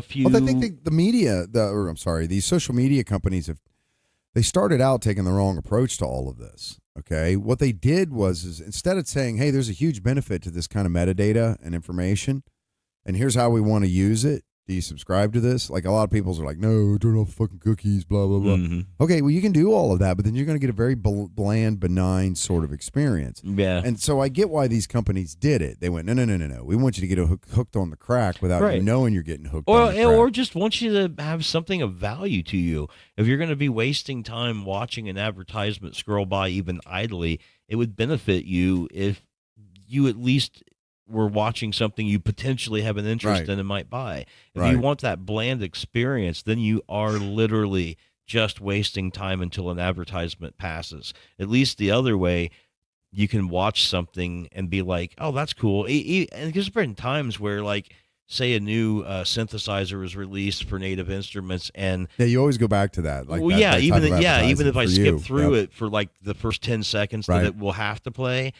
it was at least important to me that I seen it for 10 seconds and went past it to go back to it, like you said, even if I didn't watch it all right there in that moment. Right. So in the worst case, save it or whatever. Yeah, in the worst case scenario, I don't have time to watch the advertisement, but it is now logged in my brain as something I know I want to get back to and check out. So that's the worst experience I have with any advertisement.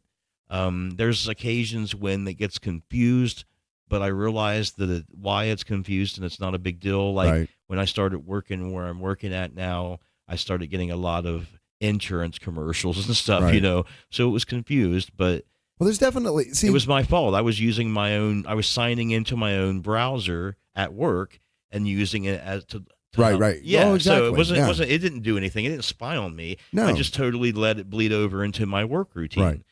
There's a weird sort of exceptionalism that's sort of wrapped up in all of this. Okay, like you're not special. Like people think, oh, I don't want anybody seeing my internet browser history, or I don't want people tracking what I like, what I. You're the only one watching porn, dude. You're the only one. You're it. You're the only one that's got this particular proclivity towards whatever. Whatever it is, yeah. Swedish maids with feather dusters or whatever the fuck it is, sick right? person, you. and in the grander scheme of things, we're not really. I guess we're not really playing the right amount of respect towards what this data is telling us. Is that people aren't really nearly as unique as they would as individuals like to believe they are. Yeah. Right. Yeah. So it's like, well, I don't want them tracking me. Well, okay. What are you doing, Scooter? That's so you think your proclivities are somehow special or whatever. Yeah.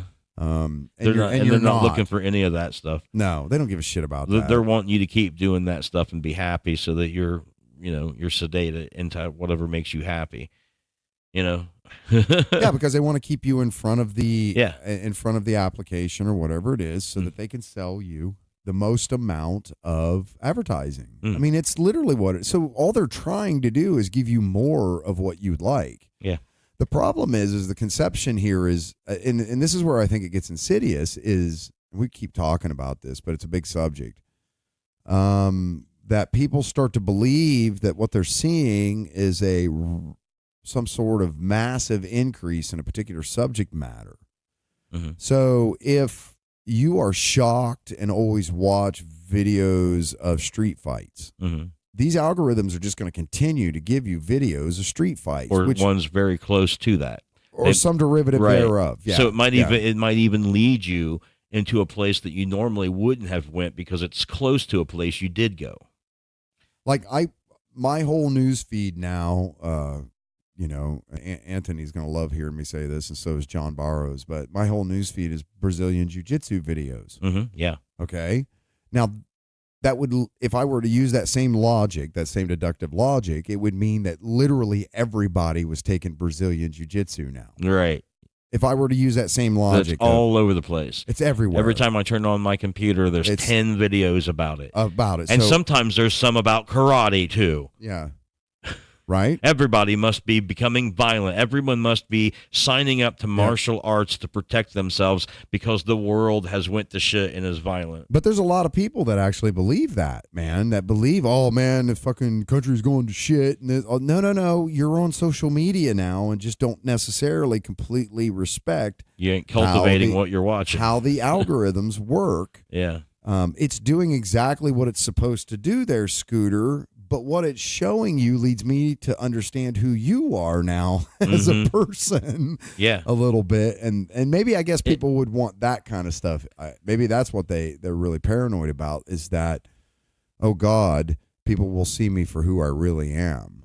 Yeah, if they see all these episodes about street fights, they're going to think that I'm either into it or I get off on it and I don't want them to know how much I really enjoy doing this or something. Well, the algorithm can also tell you a lot about yourself. Yeah. Like I've determined that I'm a very morbid person. Yeah. You know why? Because it shows me shit like amusement park rides that are designed to euthanize people. And stuff like this is like, why does it think I'm into this? Somehow it's derived at, and you know what? I do find it kind of interesting. Well, but see, you're still getting the best benefit out of it as possible. If you do find it interesting, then at least you're getting what you want to see, and you're not wasting your time. But how weirdly accurate is that then at tapping into sort of,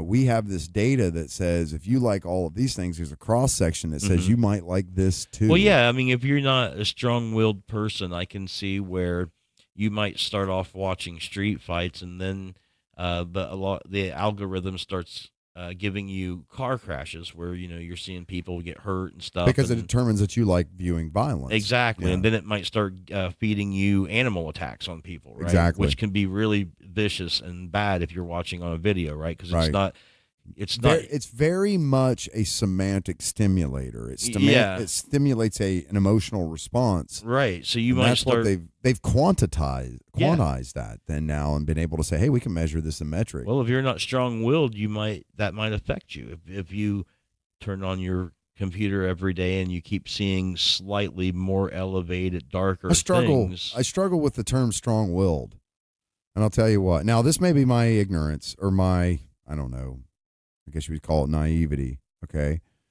But I just sort of believe that people don't necessarily understand what's happening to what they're seeing, what's happening to them. Well, when I say strong-willed, inclusive of that is to understand at yourself some point I call enough. it ignorance, is all I'm saying. Yeah, I mean, you might, I mean, but to me, that's part of being strong-willed is to have enough awareness of yourself and what you're putting in as terms of stimuli that you're strong-willed enough to know who you are and what you're doing to yourself and whether you should shut that down or not. Right. Some people may not be that in touch with who they are and thus not be as strong-willed, which may be the wrong terminology. That's just words I'm picking, right? I get it. Okay. And so they may not know they're being affected. I mean, I don't think anybody who didn't want to be in that dark space would have willingly put themselves there.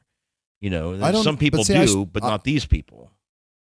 Strong-willed people wouldn't put themselves in a dark space. Strong people wouldn't, but some people would willingly want to put themselves in a dark space, and that's fine too. But there are people who are in between those who want to go there and those who know they're going there are going to leave in a little bit or whatever. There's always those people who, like you said, they just don't know how they're being affected by it, right? And before they know it, they're too deep. Right. Well, that's one of the things I'm big about on social media is I don't subscribe to irritating people. Mm-hmm. That doesn't mean I throw them out of my life entirely or anything like that at all. It just means I'm not going to fucking subscribe to it. Yeah, Does that make sense? Yeah, now, conversely, out of respect for that, I've also made it a concerted effort to also not being that annoying person either. Mm-hmm. Okay. Mm-hmm. Yeah, that's a surefire way to get yourself drawn into a situation is when you start participating and people start attacking you, then you're full in, right? Because you got to defend whatever you put up because you probably put it up with some forethought to some degree. But to me, dude, I there's only been one person who's ever got rid of me and blocked me, like, Right. and that was due to a misunderstanding. Like that person Generally is. Yeah. Like I've never been blocked or taken off of anyone's list because of anything I've posted Right. or anything I've said. And I've never gotten upset at anything anyone else has said. Like I just ignore it. I don't even read half of the stuff I look at. If I read like 3 or 4 words, and if it's going somewhere that I don't want to go, Right. then I just stop reading and move on, man. Right. Like I don't sit there and finish reading it and have a problem with it and feel compelled to respond to it. I just don't respond to it at all. And I've even got people who constantly put stuff up that I am compelled to point out the error of their ways. Right. But I just don't care, man. I just don't Right. care to do it. It's like I think you described it best when you said that posting stuff on Facebook is like standing on the edge of a road and yelling at people driving by with a bullhorn your opinion, right? Right. Like most people's just going to pass by and not care or flip you off or whatever.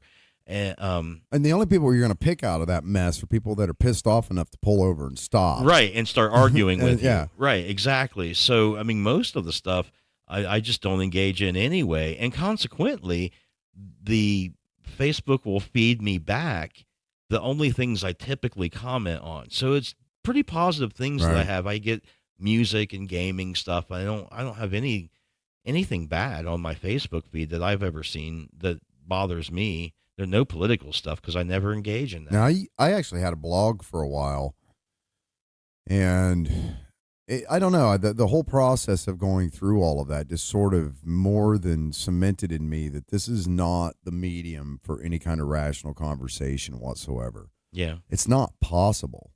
It's just not. And everything seems to be, I mean, I watch people argue especially on Facebook, and it's so pointless because it's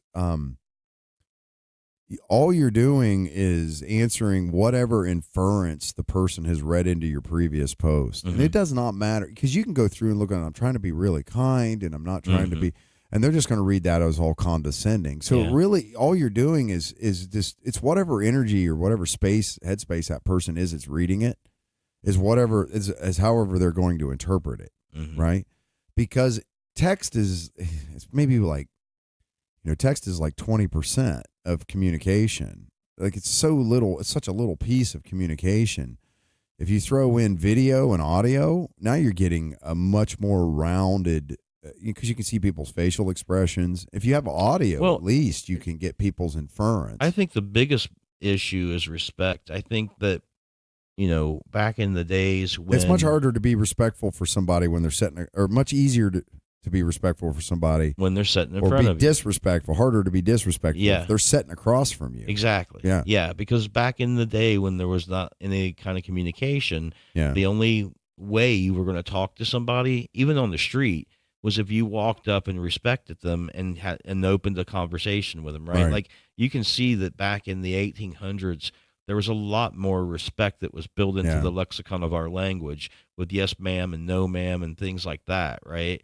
Like people had a lot more respect when they talked to people, maybe because people were carrying guns and stuff in the 1800s. Everybody had a gun or something, but you had respect when you talked to the dude on the street, right? You had even more respect when you talked to somebody that you were trying to negotiate with. Like if Indians were warring or nations were warring and you needed to sit down and have a discussion for peace or to find a neutral path, you had to have this respectful sit down face to face where you gave the other person concessions about what they wanted or these things would continue, right? That's degraded to 80 characters or less kind of situation. Well, you can just say anything to anybody. I could get on Facebook right now but people don't really talk to each other like that in public, in the real world. No, not normally, but they do it more now than they did because of all the talk going on online. I think so. Do they, or is social media just showing us what was already there? Well, I'm saying I think that they let it out sometimes more than they used to before this Yeah, kind but of batshit communication. crazy. That's what I mean, man. Batshit crazy's always been there. Everybody's got that crazy aunt, but now or crazy they'll let it out cousin in public. But they did then too. It's like, oh, there's crazy tinfoil hat wearing Chuck. It took a lot more back in the day for somebody. It took them to be a lot more crazy and not be able to hold their words in public. I believe you. But now there's people who clearly don't want to be in some kind of a fisticuff that will say something before they realize what they're saying because they've pounded it out on the keyboard with no repercussions whatsoever. And they're totally unprepared for the occasion when someone knocks them the fuck out. Right? Yeah, and I see that a lot more nowadays. I see people that I can't imagine why they would be running their mouth for any reason, justified or not, to somebody, and then something terrible happens, and it's like, yeah, man, we used to not do that. We back in the 1800s, everybody had a gun. Somebody would pull a gun on you, so you kept the conversation to be a little held in a little bit of awe, right? Like we're just talking. I found that in business. I found in business too that when I had my engineering company and people wouldn't pay me because they do that shit. It's like, oh, I'll send you an email and I'll send you a notice and show up, go fucking walk right in their front door and go, I'm not leaving until you write me a check, at least. And you're lucky I'm not making it a cashier's check. Yeah. Which guarantees that I'm going to get my money. They tend to pay you really quick after that. They don't fuck with you too much. Yeah. But as long as they can sort of put up that firewall of insulation of sort of electronic communication and voicemails and being able to hide from you, it makes it very easy for people to sort of escape responsibility. Isn't it nice to tell thousands of people what you really feel with absolutely no worry of any repercussions other than possible shunning? Well, yeah, maybe. Could you have done that in 1965? Well, there's the issue, I think, and what my motivation is for unsubscribing and unfollowing and unfriending folks is, and I've talked about this before, this whole concept that if I'm not friends with you on Facebook, I'm not friends with you is completely ludicrous because that friends moniker that they use on Facebook, it doesn't mean we're friends. It just means we're connected electronically to each other's stream of bullshit on a social media platform. That's all it means. It doesn't mean I have friends on Facebook that I don't know from Adam. And I have people not on Facebook that I've known very personally my entire life. You know what I mean? Like, so it's sort of, in a weird sort of way, it's kind of skewed our concept of what a friend is, what that word actually means. Yeah. It's painted it with way too broad a brush. You're lucky if you get out of life with 5 real friends. Yeah. There's not very many people that have more than 5 real friends. And it's because my definition is totally different than what Facebook says a friend is. Those are acquaintances or people you know. And you could be friends with them in some capacity. Absolutely. But it's almost a guarantee that you use some other method of medium outside of Facebook. Like, almost anyone that I really truly consider a friend on Facebook, I've talked with them on the phone. I've wrote music with them. You've hung out with them personally. You have met some sort of emotional investment together outside of Facebook. Outside of Facebook. Yeah. Even if it's like just texting on the phone, you know, and phone calls. I mean, those are the people who I guess I would call friends. That are also, maybe I even met them on Facebook, right? And even if I haven't met them in person, I can still be friends with them, but guaranteed we've talked outside of Facebook. We've been on the phone, we've done video chats, and there's been a little more substance to that relationship. Yeah. I think that social media is one of those things that can actually help you get closer to people, but it has the exact same amount of power to actually push you further away from people too. No doubt.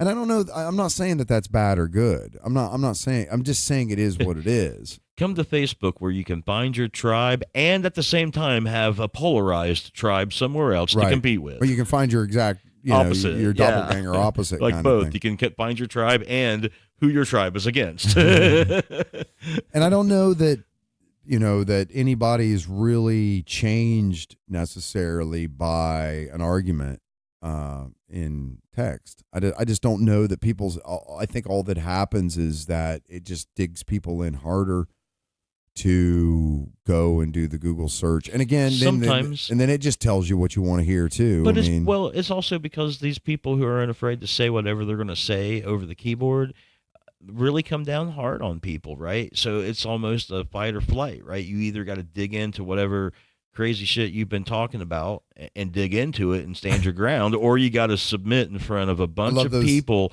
who will just love seeing you taking you down, just seeing you eat shit. Yeah, and they just want to see. Destroyed. Yeah, exactly. Like, it's like your two choices: to be utterly destroyed socially, or stand your ground. There's all those memes about Aunt Edna getting on Facebook and making a post about, I just don't understand why people can't just be quiet and respect other people's opinions. And the response is, welcome to Thunderdome, bitch. Yeah, right, exactly.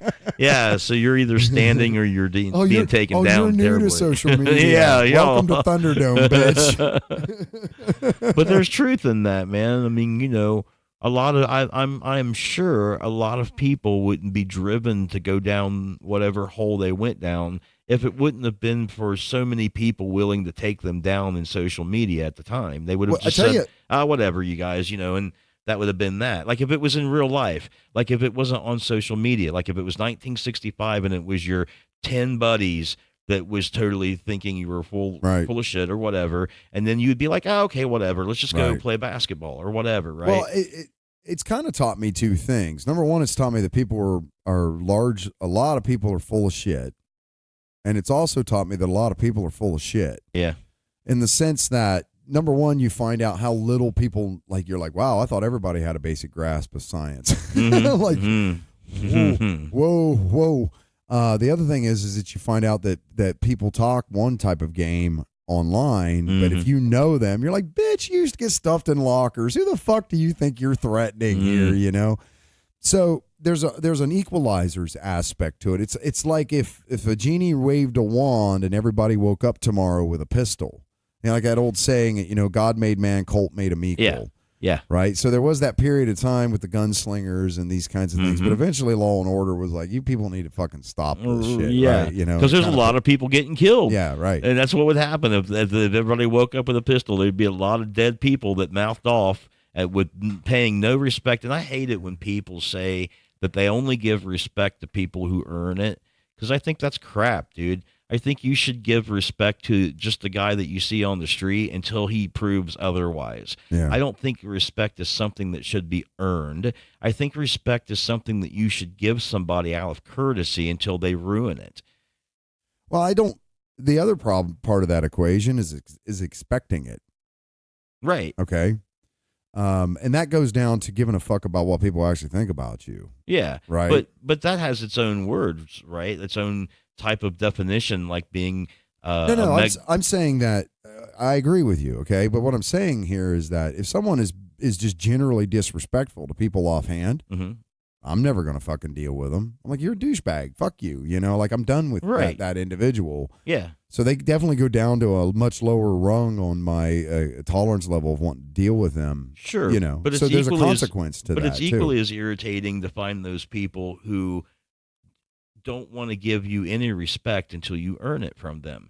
Like, you could be in their presence and you could ask them for something or try to start a conversation with them, and they, like, you know, hey man, what time is it? Screw you, right? You know who I have a ton of respect for now? Who? People that refuse to use the self-checkout lines at grocery stores. I love those people. They're my favorite people in the world now. Luddites, for all intents and purposes. You know why? Because they don't like technology? And they're never in the way when I go through the self-checkout lines, man. And I'm in and out of Walmart on 4th of July in like 10 minutes, 20 minutes. You know, I don't have to stand in the ludicrous lines. Yeah. Yeah, right. Sorry, they're just like my new favorite people in the world. I'm just possessed. I don't know what it is. I'm just absolutely possessed by people who refuse to use self-checkout lines. All I'm saying is people that demand respect from other people before they'll give it, or you know, they themselves are egotistical. If they expect somebody to prove something to them before they give their respect, then they're overestimating the value of their respect. Least of all respect. Nobody owes you anything. You got to go get it. I was on a flight one time with this kid, and I call him a kid, but he was a graduate student, but everybody's a kid that's under like 40 to me now, but the hard part of getting old. But I remember I told him one time, we was on this flight, we were just talking about things running, because at the time I was traveling for my own engineering company. And I I told him, I said, life's a contact sport. Get used to it, right? And he actually wrote it down in his notebook. Life is a contact sport. And I was like, I hope that doesn't come back to bite me in the ass someday. Hope that turns out to be right. And people are going to rub you the wrong way, just the way it is. They're assholes. Don't deal with them. Move on. There's so many other people that are willing to deal with you, You don't need to focus on that kind of shit. Just let it go, man. Let it go. How do we get down this wormhole? Algorithms on social media. And not being special. And opinions. Definitely not special. Yeah, Aunt Ida, you have an opinion on global warming. I'll be sure to take that seriously. You're whatever. You didn't work in the field in science in any way, shape, or form. Sure, you must know exactly what's going on because you've read some Google articles. Yeah. Well, I mean, and that's like, I really was looking. But if Aunt Ida wants to do research and come on my show and talk about all of her research, I'll be more than happy to have her. Does that make sense? Oh, yeah. But I'm not necessarily going to be like, woo, this is the gospel truth.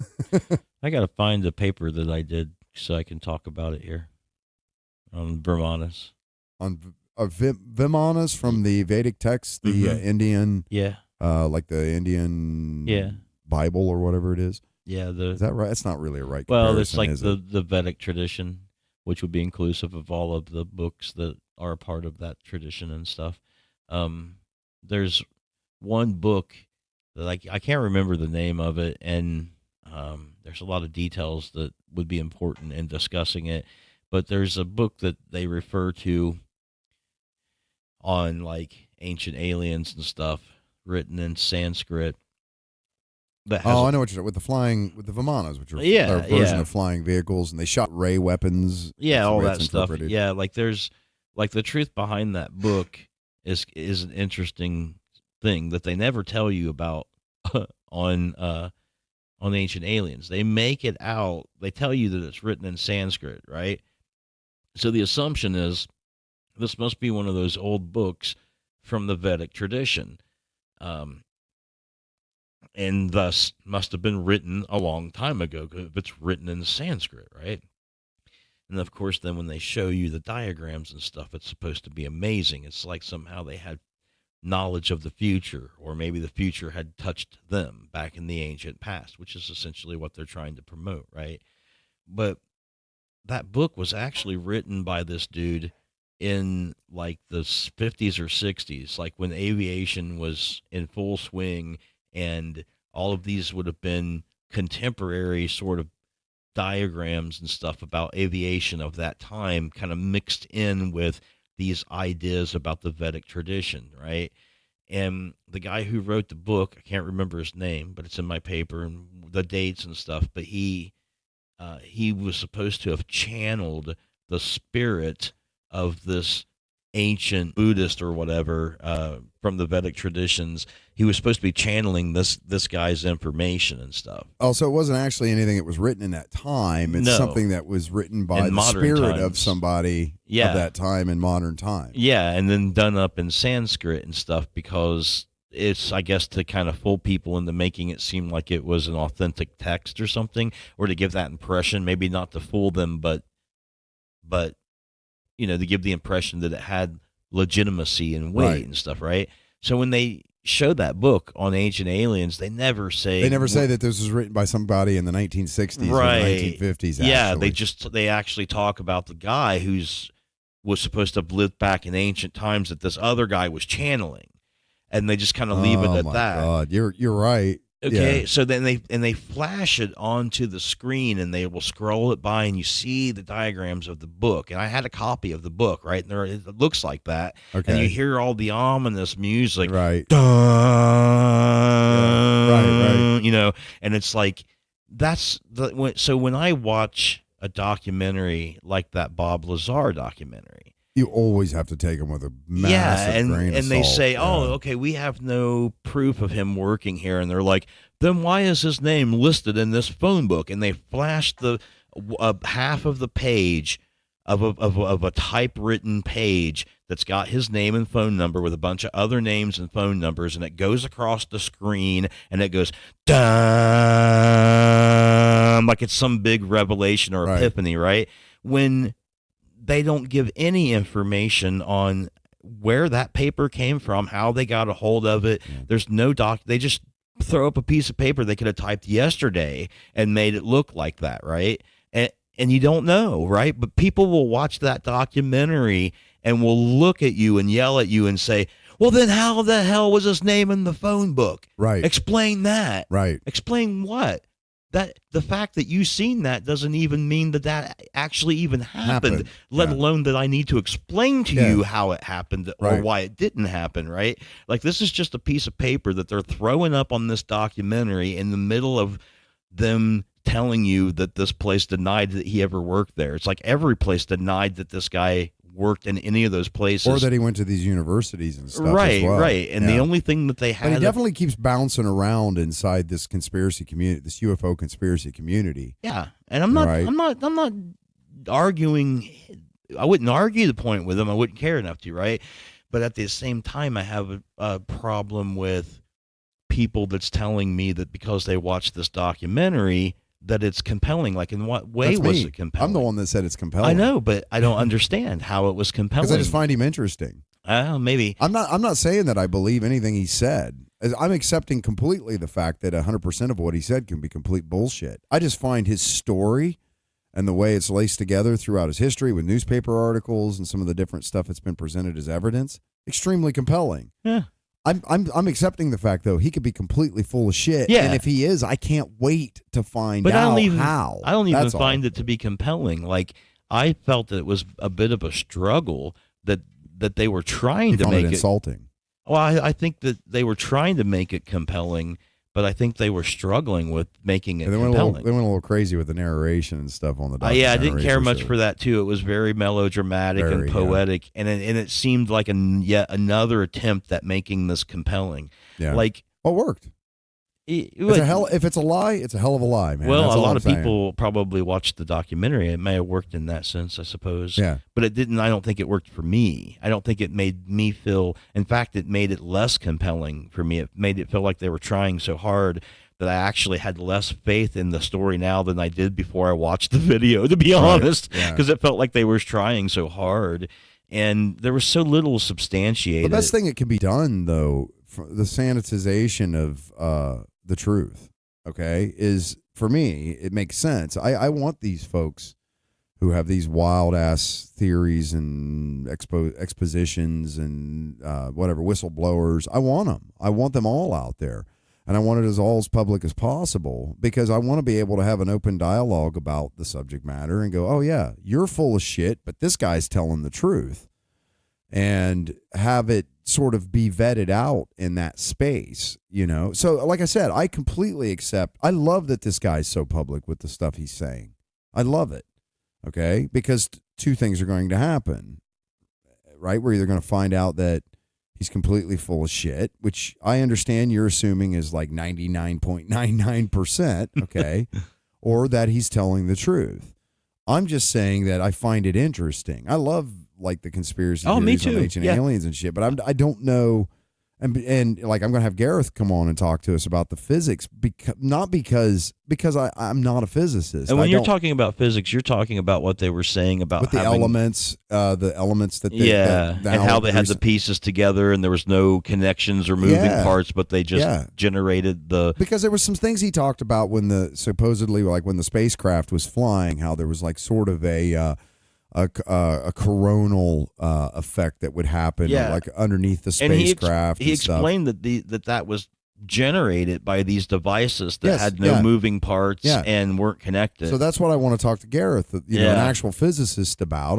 I asked him. Now I don't know that he believes any of this stuff or not. Well, I'm curious as to what he has to say, because at least my minor understanding of physics is that it sounded to me like he talked about these things happening with a noticeable absence of physics. Like, I didn't see where he was even coming like, I mean, I don't think he knew. I don't. I mean, I don't think he knew what was going on. But to me, it was he like, says that a lot. Yeah, sure. like it was like magic. I don't know. We put these things together and did what they said, and it happened. Right? I didn't even hear any physics at all. I don't think he knew. No. When I say the physics of it and stuff, specifically this element 115. Yeah. I'm going to talk to Gareth about. But when he talked about how there was a coronal effect when this aircraft would take off and land, there's this. I guess what I'm trying to do is find, if any, and I'm assuming here, I don't know that there's any, is that does that have any implications in things like the electric universe, which believes that things like gravity are not exclusive in our understanding of gravity is wrong, and that gravity as a force of physics is not as exclusively what we think it is, that it also has there's ramifications in this electrical field theory. I'm interested in hearing that too. So that's kind of what I want to talk to him about. Let me know when it is, because it'd be great to sit in on that. Yeah, unfortunately he's in the UK, so you generally have to do those podcasts at like 8 a.m. Yeah, like through a weekday or a weekend. Yeah, I'll see if I can't set him. I probably could set him up for a weekend. Maybe I can set him up for this coming weekend. I could make a weekend probably. Yeah, he's a super interesting guy, and he makes these amazing YouTube videos where. And man, I think you would really like him because. If I was going to be on the show, I'd watch him. Oh, for sure. I've sent you some of them. I know. I just haven't had a chance to watch. That's okay. That's okay, dude. I'm the same way, man. If I could not watch all of the videos that people send me, then also do like stuff to get ready for this show and do research for Amen. It's impossible. Because there's some videos I would want to watch myself about things that we probably haven't even talked about today. And the wormholes I could go down. And it's great. I mean, I love that people send me this stuff because a lot of it has to do with topics on the show. But it's like, look, if you're not going to come on the show, like you send me this video, are you telling me you want me to have the person that made the video on my show? Because beyond that, it's pretty irrelevant to me. And I don't mean to say that to be cold-hearted or distant and tell people, don't send me shit. I don't mean that. I'm just saying it's like it's not really feasible that I can go down everybody's conjecturous wormhole every single time. Now, if there's an interesting person you think that I should be talking to about a subject, I'm fucking down with that. But I want to learn it from them. I don't want to watch their YouTube video. I guess, is that elitist? I'm not trying to be. I'm just saying. No, I think there's only so many hours in a day. I think you're just clarifying a mistake that people have assumed. I think that people feel if they send you a video and it entices you, you'll get back with them and say, hey, man, that video was really interesting. What more do you know about it? Would you like to be on the show? And you're saying, look, man, let's just jump past all of that, and why don't you get a hold of me and tell me you're really into this thing, and I'll have you on the show. Exactly. Yeah, that's sort of where I'm coming from. Yeah, so I think they're just sending it to you because the worst thing they want your approval. They want you to be interested in it and want them on their show, probably. But if you send me a video that somebody else did, you don't know. What are you telling me here? Right. Like, this is an interesting person. Do you know this person? Well, no, I just thought you liked the video. Well, then I can't, it's not like there should be a little more than just a video. This is not my video, but I'm into this and I can discuss this, I did make this video. So now I watched this 40-minute video that you found entertaining. Okay. Well, presumably, if you had that person on your show, you guys would be able to talk about it. Exactly. But they don't know the person from Adam. They're just like, here, watch this YouTube video. I'm like, what am I watching? Well, you wouldn't want that anyways. You'd like to have that happen as part of the interview. You like to be told of what these things are in the process of talking to the person themselves and not through a video and then talking about it. So I think maybe some of that comes from the concept that, like, I prepare. And we both know I don't prepare for this, and I don't want that to be what this is about anyway. That's not the point. The point of this is I'm just as surprised as anybody listening to this show what I'm hearing most of the time. Yes, I would agree. Yeah. I like it. It's live without a net, man. I know a lot of people don't feel comfortable working this way. I prefer to work this way. I'd much rather have it be like this with no pre-scripting, no... And I don't know any other way. Most of the time when we have people, like when I have people Skype in and they come on here and we do stuff, I've only talked to them for maybe the 15 minutes to half an hour before I hit the record button for the first time. And a lot of that is, hey, you got a headset? Hey, can you get rid of that clicking noise in the background? Hey, take your earrings out. I've had that happen. It's things like that. It's not really like, what are we going to talk about? Because they know I'm going to talk about you. That's sort of it. Yeah, you are the subject matter. Yeah, there's no agenda here, ever. I can't have an agenda because most of the time I don't even know what the fucking these people are going to say. Well, clearly I plan on taking over the world with all of the accumulated things that I say on these podcasts. But aside from that agenda, I don't have an agenda. I think I just figured out why the Illuminati won't take me up on my offer to put me in as a propagandist member of their organization. Why? They've actually listened to the show. They know you would talk about things on the show. Dude, you know what I just found out working at the Illuminati? What do you mean working? Yeah, man, I work for him now. Oh, okay. I totally join. What do you want? You want me to sign? I'm not sacrificing any children or anything like that, but fuck, man. That's a cult. I could, for the right money though, I could be selling some liver tissue here or something though. I'm definitely open for that.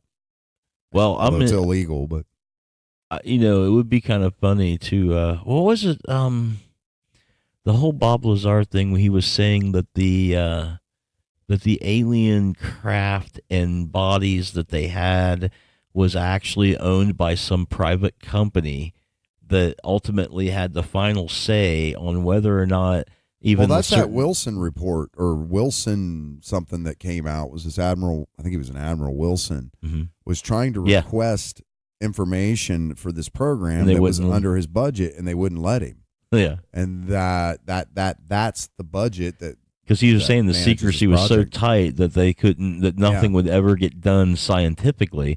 Like they're having the opposite problem as the people who aren't consulting and are just opening up doorways to other dimensions. Like they're way too see, that's another thing too. Like I suppose if that's probably the one that is to me probably the most compelling thing that he said in any of it was because if there was anything at all that was like that, security would really be that tight. Like it would be so tight that you probably couldn't get anything ever done.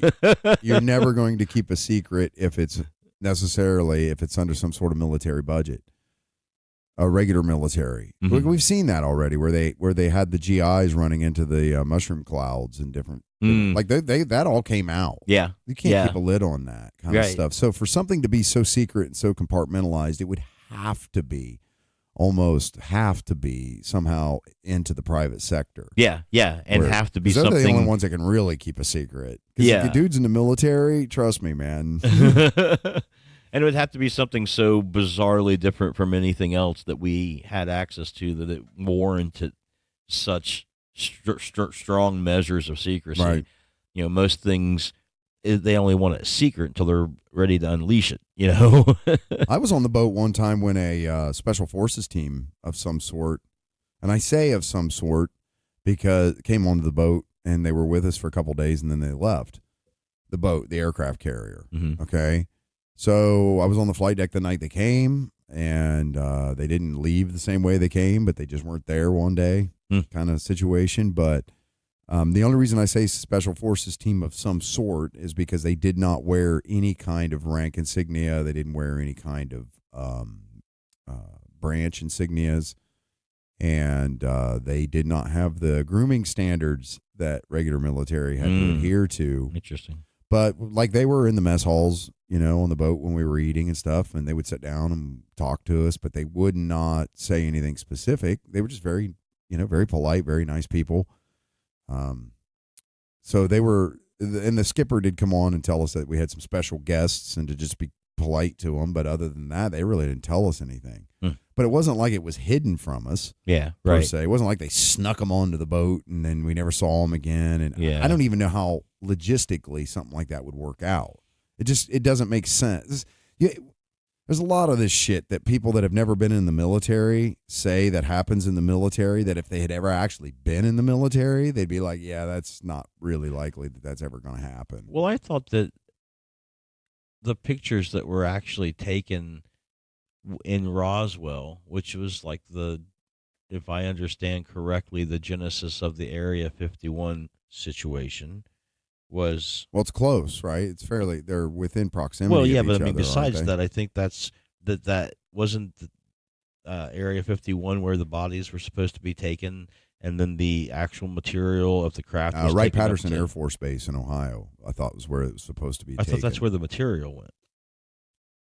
Well, I don't know, man. I thought one went. I maybe don't. you're I'm right. not sure. I'm not Yeah. sure either. But I think material was taken one place, and bodies were supposed to be taken Taken another. someplace else. Yeah, but one of the places was like Area 51, from what I remember. But I could be wrong. I don't know. It's like but- that Hangar 31 or Hangar 13 or whatever it is. Yeah, I get those confused too sometimes because It shows you how much I like Me, it, but yeah. I'm not going in the weeds. yeah, me on this either. shit, Yeah, man. so I'm not sure, but I thought that they identified at least the material at Roswell and the bodies to have been test pilot diving dummies that they were using in experiments that we eventually admitted to, and like so they crash test dummies of some sort Yeah. that had sensors in them. yeah, and but things. for going to see if people could jump from orbit and parachute down, like it was some kind of a Okay. test. I forget what they called it, but they had a name for it, right? And like this Felix Baumgartner guy that jumped out of that balloon for yeah, Red Bull. like it was a test Yeah. for that stuff before we the had spacesuit and stuff. Yeah. yeah, before we perfected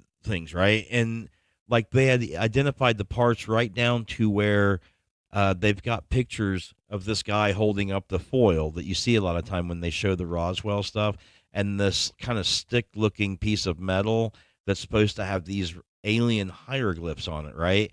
And they've already shown that was a weather balloon and the crash test dummies, and that framing was from this kite company that they had contracted that had admitted to using material that was on another product Right. that just had these designs on it, and it's all been taken care of. You know, Even what you're seeing in the photos There has was a been point in explained. time, and I don't, someone can correct me how true this is, but I've heard of this kind of stuff where there was a point in time in Vietnam where the M16 rifle, the stocks were made by Mattel, the toy company, because they were extruded plastic and they were just the best at it. So there were rifles showing up in Vietnam with the Mattel logo stamped into the.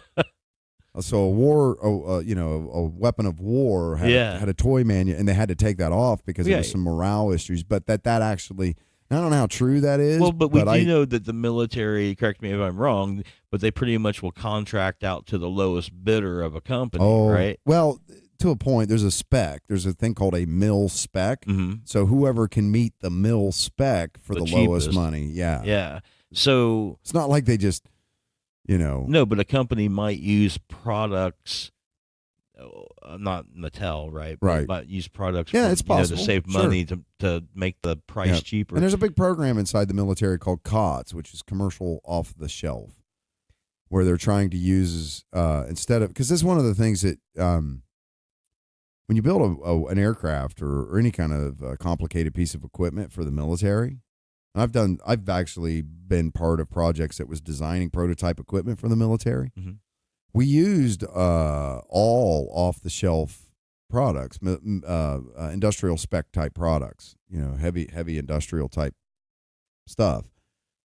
But then once the program is adopted and accepted, then it gets farmed out by somebody like a Raytheon to build the electronics and the equipment so that it's not commercial necessarily. So it's not hackable or it's not jammable or it's not, these kinds of things. But the whole technology, a lot of this stuff now is being proven out with just off the shelf stuff. And where they can keep off the shelf stuff without it being a risk, Mm-hmm. they do because it's cheaper to do it that way. So, and to me, that seems like a reasonable. Like the military doesn't have its own special version of Ethernet necessarily. You know what I mean? Like they're using commercial Ethernet cards in their computers. Mm-hmm. They have to meet a certain spec, but they're not like Raytheon didn't build those necessarily, kind of thing, right? They build the satellites, but they don't necessarily build the Ethernet card that goes in the PC. Does that make sense? Mm-hmm. Yeah. So I mean, I don't know. I mean, just as if it seems like this explanation.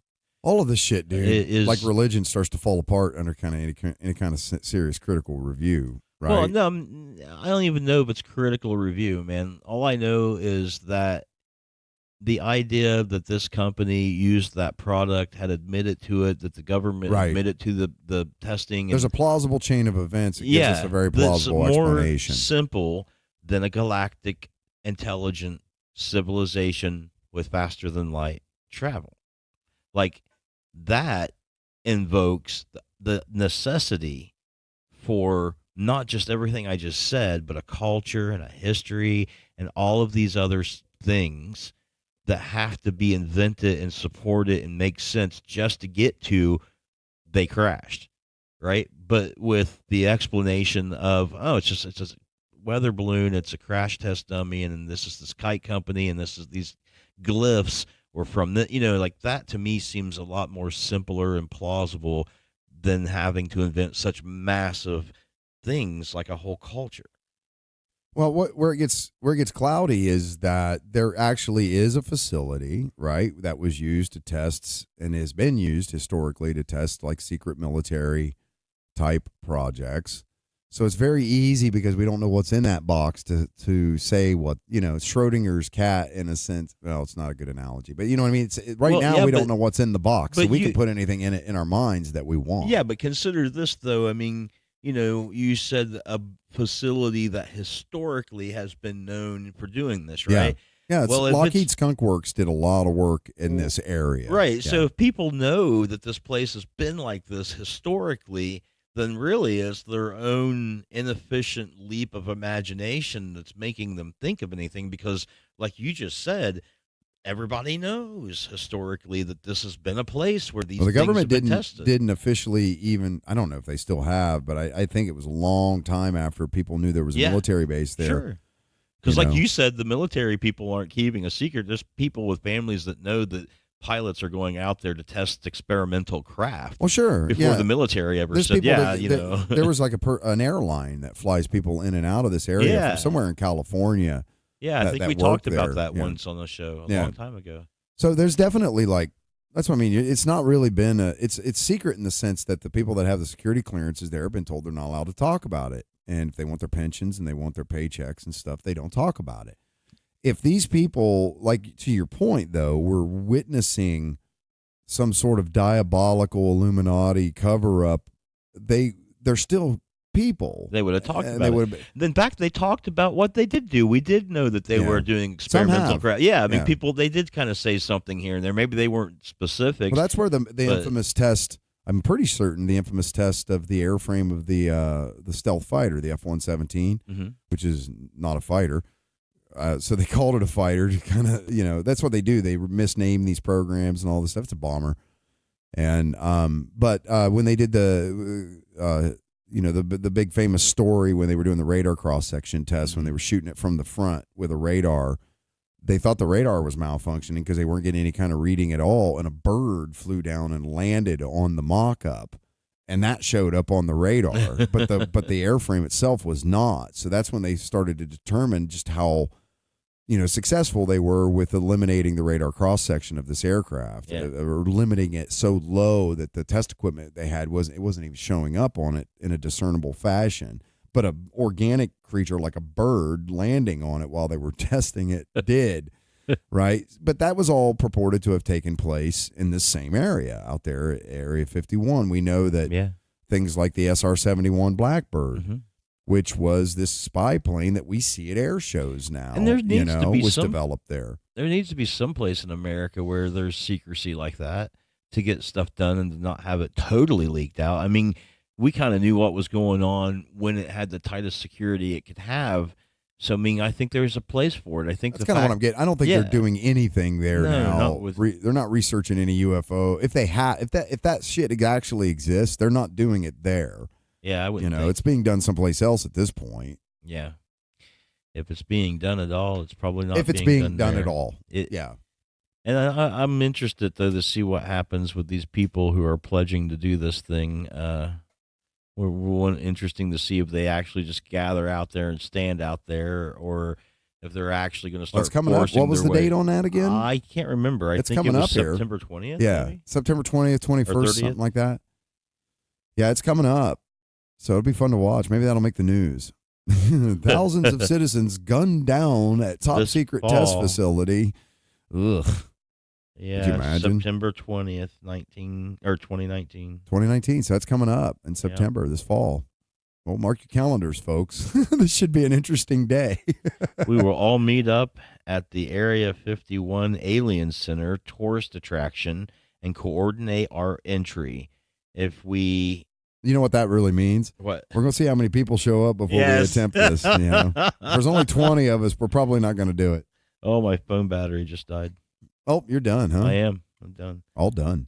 Look, that's the conspiracy right there. No, they knew we were going to be talking about that. This podcast will probably be deleted by the CIA too after it comes out, right? Yeah, or maybe even the. How come that never happens? There's all these there's all of these different shows, podcasts, news, publications, all this stuff, all talking about these conspiracies and cover-ups and how the government covers all this shit up and this, that, and the other thing. But they're all openly talking about it, and nobody's being accosted or anything like that. You know, the most remarkable thing I ever heard, actually about kind of all on, was the only thing I've ever heard that the government actually intervened in from like a media standpoint was an episode of Mythbusters. Really? Yeah, they were doing a myth on the material that's added to currency, like dollars and like $20 bills and this kind of stuff. They were actually starting to I think, if I remember right, Adam Savage talking about this. They were going to start doing some myths of how accurate this stuff in the Secret Service, who handles that kind of thing, kind of went, "No, you're not." And they went, and Adam Savage, you can look us up on YouTube. Adam Savage is like, and this is the last time I'm ever talking about this kind of because whatever it is they had discussed, and then he did say that there was some stuff that they also wouldn't do. But it wasn't necessarily because any officials were telling them not to do it. It was because they just went, it's a bad idea that we put this out there for the general public. Poking the bear. Well, no, because they felt it was dangerous for just the average people to know certain chemical reactions. Yeah, I got you. Because of the availability of certain chemicals, how easily available things were and stuff that they wouldn't do, or they would constantly omit. If you ever watched the show, they would go, "We're mixing blur with blur." So they wouldn't actually tell you what it was to do whatever, to do X, Y, or Z. So there were things like that, but that was more like a they were sort of self-policing because they didn't want to be, known as some horrific thing happened and, we learned how to do this on Mythbusters kind of shit, But the one that the feds actually got involved in was had something to do with currency or there's a strip of that goes in money. I was telling my coworker that, and I told her that I thought that it was just on $20 bills and up, but then I realized that it was like on $5 bills. Well, I don't think that was always the case. I think it was something that was added eventually in the printing of new currency. Well, the strip I know, but are you saying that they started doing it with lower currencies? No, I'm saying that the strip in they were talking about, and I'm trying not to get on radar here, but you can go YouTube this discussion here. Adam Savage talking about it. Mm-hmm. My brother from another mother. But he was talking about I think it was more like how it could be spoofed or duplicated or because there was a lot of conspiracy theories around that it was used to track you somehow. Like they had put some device inside your money that spy satellites or whatever, people get crazy with this shit. But I actually know somebody that got paid, cashed their check, went through their stack of 20s and pulled all of those out. Mm-hmm. Was like, the government ain't tracking me kind of thing. It was like, wow, you just took your whole paycheck and you might as well have just set it on fire. Yeah. Because now it's not acceptable as valid currency, especially by a bank. Yeah. Right? It looks like you printed a bunch of money without the strip in it, you dumb fuck. Yeah. Yeah, you probably don't want to take it out. I'm showing them. They're not tracking me. Yeah, no, you just set your whole paycheck on fire. Good job. Yeah, you still use it locally, maybe like at yard sales and stuff. So. You might be able, but technically, what you're passing to people then is invalid currency. So you're buying stuff with because eventually someone will try to put it in a reader, a machine that's depending on that strip being there. And it won't be able to read it. I worked on those because I worked in vending. I worked on a lot of those coin changers and stuff. Mm-hmm. And they actually had, remember the ones you used to put your dollar in flat and you had to push the whole tray in and it was hard. You had to keep it flat and get it to go. It was a real pain in the ass. And they eventually went away from those to the bill feeders that sort of feed in. Yeah. Like you see in all the those soda first ones machines were and some stuff. kind of light thing, wasn't it? Where they we had test bills that we could put in them and to check to make sure that they were calibrated correctly and that they would work. But subsequently, those test bills would work in any of the machines to give you coins. Like, so the big thing was to do it at like, if you, and I've never done it. Like I said, we wanted to just make sure they worked so that it would take real bills because that's how we made our money in the vending company. Mm-hmm. But technically, if you had access to these test bills, you could go out to any of these machines at the time and put this fake money in and hit it, and it would give you $10 worth of quarters. It'd give you $5 worth of quarters. But what a ridiculous way to rob somebody, because it's not convenient. The most you could get was like $20, and that was a rare machine. Most of them were 1 5s and 10s. So you're gonna make your fortune, $10 in quarters, a roll of quarters at a time, and then what are you gonna do? You're gonna make your escape. Some junkie was. So it was just it wasn't a big deal that we had them, because it was just highly improbable that anybody was going to risk prison time for $10, for what they could get in $10 worth of quarters at a time. Right. You'd be standing there at this machine, ka-ching, ka-ching, ka-ching. You might get $500 worth of quarters out of it, maybe. If you caught it at the right time. But then you're going to have this massive bag of quarters that you got to do something with. You run to the bank, and then they go, oh, you're the one with all the quarters that we've never seen before. Hang on a minute, 911, But that was my point. But technically, those were counterfeit. They could have been used in a counterfeit manner for those machines that there wasn't someone there watching what was happening. Right. But they're supposed to be, those strips were told to the public that they were counterfeit measures, which that's exactly what they were. Yeah, right. I know a guy that built the machines that does the like the unwinding machines, the web handling machines for that process. And I was not. He told me only that he was working on web handling process had something to do with federal currency currency, and they can track you with it, but that's not its sole purpose. Like it wasn't done surreptitiously to track you, and they didn't tell you. Right. They can track you with it, but that's only because anybody that's going to need a record of that anyways. So it's like this thing. The only thing this guy could tell me was only enough so that I could help him specify, from an engineering standpoint, to specify stuff. I have no idea how any of the machine, even the machine he built, I have no idea how it works, what it looks like, what it did. I have no concept of the material it was handling or anything like that. It was just that's what he was working on. Yeah. So it was very, very hush hush, very secret, and again in the private sector, so it makes sense that it was able to be, sort of isolated that way. Whereas, otherwise it would just be public knowledge at this point. But yeah, he had to sign all kinds of disclosure contracts and non-disclosure agreements and things to be able to work on this type of stuff. If somebody was to tell me that they thought they were being bugged and they said it was in that way, like, would I think that they would be crazy? I guess I would if they thought that they were being paid to attention. You and I talked to a guy one time that thought he was being followed by drones. I know. Right? I know. Then he got all squirrely when I went, why would they be following you? Well, what bothered they just me don't was arbitrarily follow people around. It was like, what are you doing that and then he was, nothing. He kept saying, like, well, then I guess drones aren't following you, Scooter. Yeah. Well, what broke me was when he said he thought he found a bug in his toilet, like a listening device from the government. Right. Yeah. I was there for that conversation. I remember that. Yeah. Really? Yeah. No, dude. For full disclosure, I looked over at Matt and the guy that was here. He's a big dude, right? Like twice my size, pretty much. I just looked over at Matt with all seriousness and anger, and I'm like, dude, you want me to throw him out? Yeah. I'll fucking throw him out right now. I was totally enjoying. Yeah, you're that like, no, dude. I'm like, is Matt just being nice to me because we're in his house, or no. Probably not? But I was just. I appreciate it, but I was thoroughly enjoying the conversation I was having with him, and because he was open to the conversation. So yes. He's a great guy, dude. I never got the impression that he wasn't. Yeah, he's not a bad guy. I just don't think he ever sat down and critically thought about any of the things he was saying. And when because that's what happened, right? When I started asking him all those pointed questions, the whole thing just sort of started imploding on itself. But it was a fantastic story. His toilet's bugged. He's being followed by drones, all this kind of stuff. That was happening, right? Yeah. But I think at the very least he's misinterpreting. Yeah. What I he's guess that's seeing. what I'm getting at. Like, if normally under normal circumstances, I think if someone told me that they thought the government was watching them, I would probably think that they were a bit crazy, right? That they're way paying too much attention to stuff that you really just don't need to pay attention to because it's not that way. But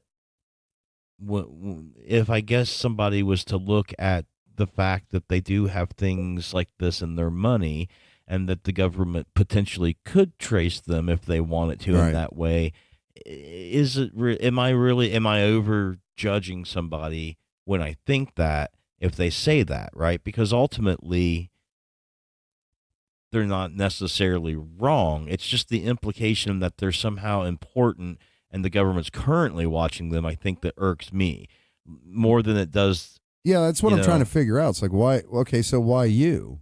Yeah. Right. And a lot of these folks that have the chips embedded in their dental work or in their brain or whatever, it's like, okay, let's go down the road here and say that this is happening to you. Why? What is it? What's so special about you? Yeah. What do you know? What did you do? What is it? Right. And if it's like, well, no, I'm just a typical, But then now I wonder, does that mean like, I mean, because you are just like, we're all kind of being followed by the government in that way, at least in terms of money and stuff, where we spend it, how much we spend, whether it's credit card and stuff. But no. Is it tracked? Yes. But does anybody follow it? We did find out that the NSA, there are people in the NSA that had a lot of your dick pics. Maybe. And that this kind of stuff happened. Well, that's just that's just the thing. Like they could at any point in time. Yeah. So I guess what I'm saying is, should I start validating people that to me sound really bizarre when they say these kind of things, or maybe should I? Well, I think what you're saying is that they're not entirely wrong, right? And that's true. All of us at some level are air quotes tracked. But being tracked, data being collected on you doesn't mean anybody's actually looking at it. There are 330 million people in the United States plus, in the United States alone, which is one of the more technically advanced countries, right? Okay, so if they're looking at you specifically out of 330 million people, my first question is... How many of you are a citizen? Huh? It's a joke. No, my question is, why are they following you? Not how many are naturalized citizens? Remember, because that's what's the big deal about the census going into print, because... Right. What's your first question going to be? Are you a citizen? No. No. I'm just being. I know, facetious. Yes. Yeah, I get it. No, that's and that's where it all. Again, it's the same thing, man. It all starts to fall apart when you actually start to look at any kind of critical information or start asking critical questions. Yeah. Of, well, why? So were you ever part of any secret government program? No. Was somebody you married to part of it? No. But how does this happen? How do those people rationalize? Again, I think it's that feeling of some sort of exceptionalism, like that you're different or you're special somehow. But how do they? Right? How do some people rationalize that when they look around them and literally there are all these devices that track and monitor movement and money expenditure and things like that? Like, how can you put somebody in a situation where they really are being tracked and then tell them they're not? Don't worry about all this tracking and all these video cameras and all of this following your money and your credit.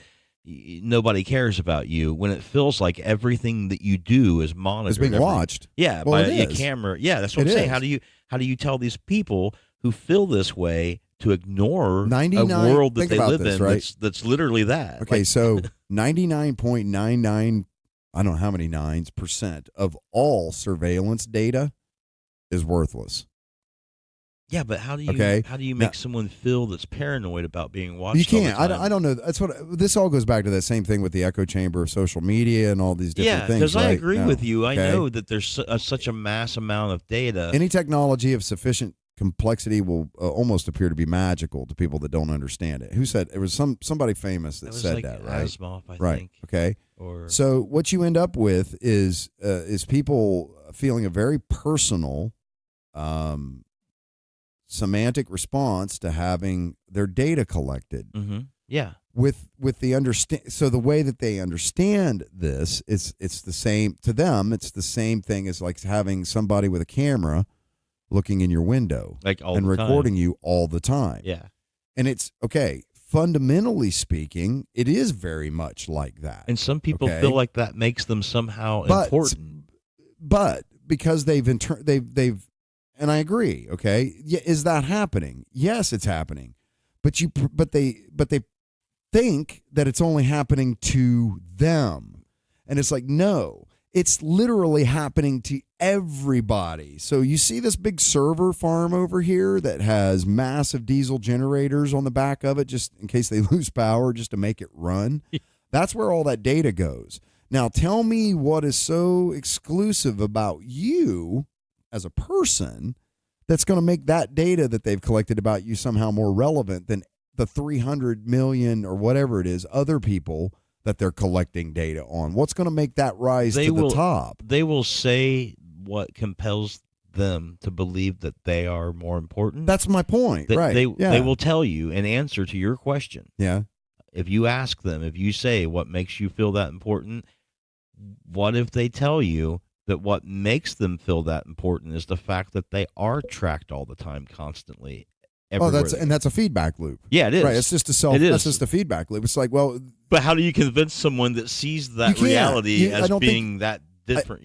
That's hard, man. I don't think you can, and I don't think you can to somebody that's trapped in that feedback loop unless they can actually understand the volumes of data that are collected, how that data is collected. Like metadata often doesn't have you attached to it specifically. No, that's true, but there's to these people in particular, there is not much of a difference between saying that your anonymity is secure, anonymity is secure, and the fact that there's so much data.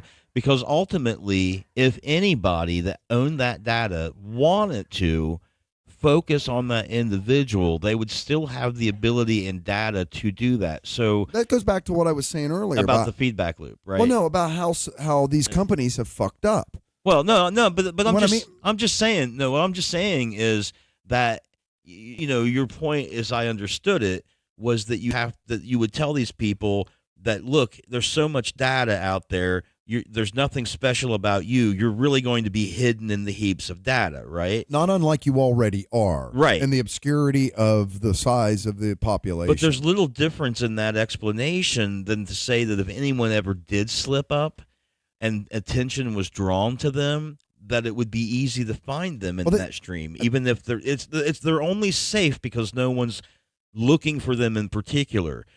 But as soon as somebody would look for them in particular, they wouldn't be able to escape. So they already feel like it's on their shoulders. Even if they're not being paid attention to, they feel like they're always being paid attention to, and it's always being watched. And there must be something special about me and everyone because they're watching all of us.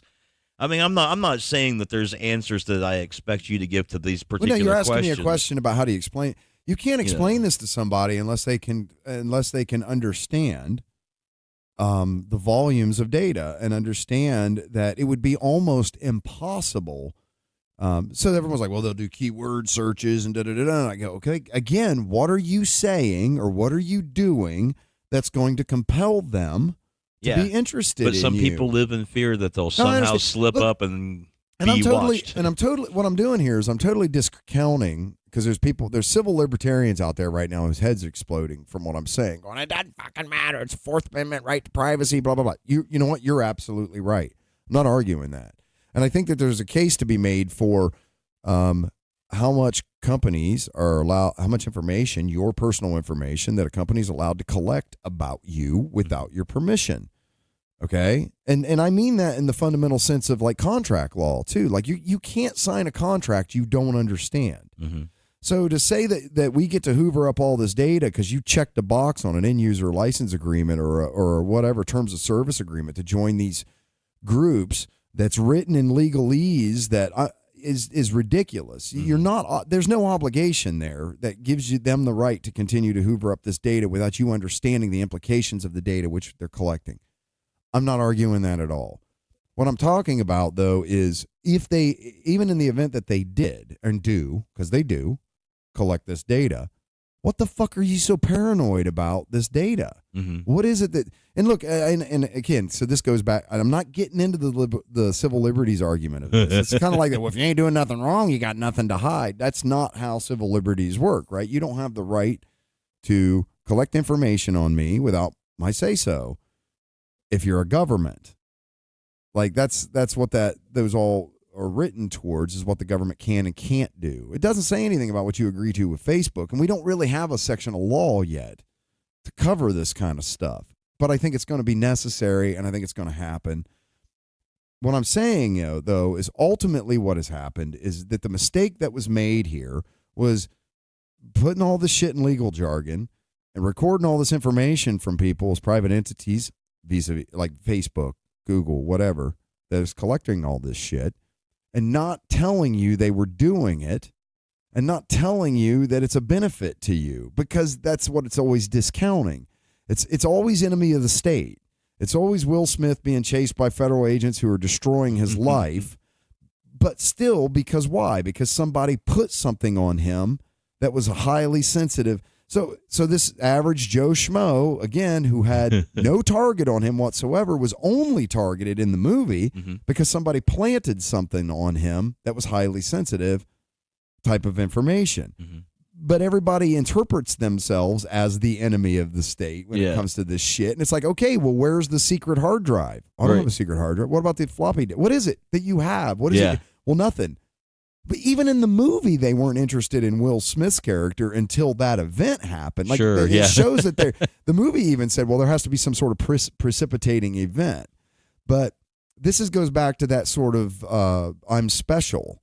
I'm so special. I'm so individual. No, you're not. And again, your data is not even relatively special in any way, shape, or form at all. Other than possibly for, like, selling you something that you're interested in. It's just creepy. There's a creep factor to this. Okay, there's a creep factor to Amazon. What is it? Alexa and all these different things constantly listening to you.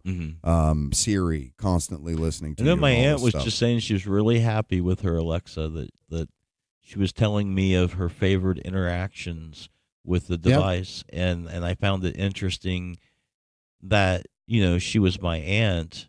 So she was, the next generation before me, and that she was using such a technological new device, even if it's user-friendly, but was actually enjoying the user-friendliness of it. Right. And she was also talking about her Roomba. Yeah. And talking about texts that she had received from her Roomba, like, I'm stuck. Yeah, stuff like that. Come help me. Yeah, and it was like it felt like she had totally integrated into this, like the Jefferson's future. And was happy with it, and it worked for her. She was having a positive experience, and I thought that was awesome. I really thought that was neat. That because I know most people, at least that I'd known in my family, they suffered more from future shock.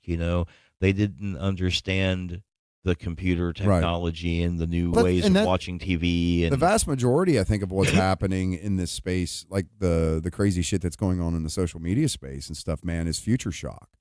It's your parents, it's your uncle, it's your older friends that get trapped in those, in my opinion, that seem to get trapped in those sort of feedback loops the worst. Not that younger people can't. I don't mean that at all. But I mean, I think that what reminded me the most of it was my grandfather, and I think that his was probably the last generation that really will suffer from future shock overtly until some paradigm shift occurs, right? Because he truly did live most of his life without these modern conveniences, right? They really only came at the end of his life when he wasn't prepared for these kind of shifts, right? So he would stay at home and watch the Western Channel to watch all the things like Bonanza and all that. Yeah, my buddy's mom thinks that YouTube does nothing but give you Catholic masses from all over the world. Well, yeah, okay. She thinks that's like the primary purpose of YouTube. But that's because why? Because that's what her algorithm gives her. Well, this generation from that point on, like my aunts and uncles and my mom and dad and the kids they had, my cousins and stuff, all those people kind of grew up in a world where to some degree or another, computers actually did exist. A space flight existed, and or air flight, and I think they're able to acclimate to the changes. Easier. Easier now. Yeah. Because they do have a basic kids, understanding of what's happening. I've said this too. We hired this guy. Big shout out to Anthony Wood. When he came on board with us when I was selling industrial automation solutions, and he was like, they brought him in as sort of like, kind of learning the business. So he was right out of tech school. And one of the things that was remarkably apparent about him when he came on board was that he was of a generation that didn't know any difference about, like, he's used to drinking from the fire hose when it comes to information. Like for us, even as young children, it was encyclopedias, books, if you could find them, and you had to go to the library to get them. We didn't have a device that sat in the palm of our hand that could tell us any fact we ever wanted to know, anytime we wanted to know it instantly, right? Right. But we did have the concept that there were computers out there, even if for sure that could make and we watched decisions. enough Star Trek as kids to realize that things like tricorders. Yeah, so by the time they did hit our hands, we were like, finally. Yeah, we weren't like, oh, what is this black right? Magic, Yeah, whereas our grandparents in particular, but his I'll call it style, for lack of a better word. If we had tried to pigeonhole Tony into like the traditional way that we all came into the business and learned, and it would have just been a disaster. And I learned a lot from him on how to research things, on how to use tools, because this is all this guy's ever known. And he's still a really, really good friend of mine. I love hanging out with him and stuff. He lives up in Maine, but when he came on board, it really kind of opened my eyes. It was like, oh man, like here I am working in this heavily technological field where we're literally building the shit that builds things. We're like sort of on the edge constantly of technology. And then this guy comes in and I'm like, man, I'm on the wagon train, and he's in a Ferrari as far as his ability to take in new information, new data, to find answers, facts, the way that he consumes information. But you bounced back quick, because when you were talking with Kirch about different types of podcasts, I mean, you were like, you were right on the money about all that stuff you were talking about with the current events and how you'd have to approach it. That was pretty impressive. Yeah, it was well. In doing this, I've learned a lot. Yeah, 93 episodes over the period of more than a year. Was we talking about that on the show, or was that no? Yeah, we did. We talked about broadcast radio quite a bit on the show, and the implications of the way the medium is changing and that kind of stuff. I couldn't remember. Yeah, I found that this is the sick part now, and it's a gut check, right? Because what I basically have discovered is that creating so if you want to make money doing this, it's all about downloads. It's the same way on YouTube, any of these services that do this, that have some sort of advertising or financial model. Okay, so there's one of the big ways that people make money with this kind of stuff is they do it through the sales of advertising, and that is entirely driven by how many downloads do you have. That is your first metric with which an advertiser, before they even look at the content of your show, or whether they, if you have a podcast that's on how much, social media sucks, Facebook's not going to want to advertise with you. You follow me? Yeah. But before that can even come into being a decision, the first thing they're going to look at is how many downloads you have. And you got to be in the thousands of downloads per episode kind of thing, 10,000 type range before you ever actually will even start getting consistent average. You'll get little hits before that. As I've talked about, our show's actually gotten some ad hits now. That just means that people were looking to us to see whether they were even interested in advertising with us or not. So we're finally just now starting to pop up barely on people's radar. Okay. But that overall, so that if you want to just make money doing this, the way to do it is to just go find the most inflammatory hashtags or the most reacted to or followed types of hashtags, and then scale a show based on those based around those subjects. And you may not have a show that's worth a shit. Yeah. It might be a completely crap show, but you'll get downloads and you'll get hits and you'll get all of this kind of stuff doing that. And you can do it. Sensationalism sells. It just does. The other way is to actually have a product or service. If you have a website that also has a product or service behind it, that's the other way that you make money. So if you do, I don't know, if you have a company that sells underwater woven baskets, you can do a podcast on underwater basket weaving and promote your own product. You know what I mean? That's the other main way. But beyond that, so to create a and then radio stations with the advertising and secular media and all these other kind of things, that's all they're doing too, because they're having to compete in the clickbait world of downloads and people's attention. And so the advertising's going there. It wants to know, how many people watch your show before we even decide, or download your show before we even decide whether we're going to advertise with you or not.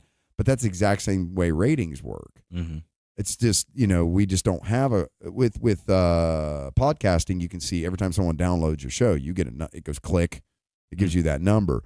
With ratings, it's harder to do that. They have Nielsen boxes and different stuffs that they can track people's viewing habits, but then they just sort of extrapolate that over a cross section of the country, right? Or over the whole community. With podcasting and this type of stuff, that information is very accurate and very specific. So it's much more valuable to advertisers than the generic information they're getting, because some of that can be hit or miss based on demographics and geography, and some of this kind of stuff can play into that. Whereas this, not only does it tell me how many downloads I have, it tells me where they come from. Mm-hmm. So I know all the people that tell me they keep downloading the show, the ones that are lying to me, I know they're lying because I can see what state they live in and whether they're actually whether there's any downloads. There's stuff like that I can see. Kind of funny, huh? See, and you guys can know that I pretty much let Matt handle all that. I don't do any of that. I don't know nothing about it. I rarely even pay attention to you when you tell me anything about numbers, because essentially, well, no, what I'm getting at is that there's just a mechanism here. Yeah, I'm sorry. I understand. There's a methodology here. Yeah, okay? yeah. There's a methodology. But I guess what I'm saying is I'm just admitting to that when I come in to do a podcast, I still feel like I always have. From the very first one I did, which is in my head, I feel like there's two people listening and they're related to you or something. Right. You don't get that all these downloads are actually happening. Yeah, I don't even think about it. And I literally, when you talk numbers, it kind of trips you out when people come up and start talking to you about it, doesn't it? It does, actually. You're like, oh, shit, you're listening to that? Yeah. And that actually, I don't even know if I want to know that sometimes, but no, it's not me. It's somebody else. I don't know what you're talking about. Yeah. It's weird. So at any rate, I don't look at it like that. I look at it. This is a conversation I'm pretty much having with you. Yeah. As far as I'm concerned. Yeah, that's what we do. Yeah. It's what we had done before. Well, when we're recording, that's all I feel like it is. Yeah. That's what we did before. And it's one of those things. It's like if people want to listen in and hear what we're doing, great. And if they don't, great. Yeah, because we did this before. I'm just pointing we talked out about that stuff. Once you kind of understand how these algorithms work, like social media algorithms, once you start to understand how this stuff actually works, it's very, very easy to leverage it, even if your only motivation was for monetary gain, mm-hmm. which some people would find to be reprehensible, right? What I'm saying is that this is not a secret. It's not even that confusing. It's pretty straightforward stuff. It works pretty much exactly like you think it would, given the circumstances. And because of that, it can be easily manipulated to your advantage, right? Mm-hmm. So I sort of do that with even the topics that we cover. My point is that I have a real, and you and I both have a real sort of interest in things like, history, technology, science. Yeah. I like things like mixed martial arts, supercars, because of the technology. But what I'm getting at is, so how do I feed us information for the show that's made it grow so fast? So I guess I'm giving up the secrets here, is that I basically just look for news articles that are already trending on these subjects, and I just tap into that stream that's already there. I'm not. You don't have to recreate anything to pull this off, man. It's really not that hard.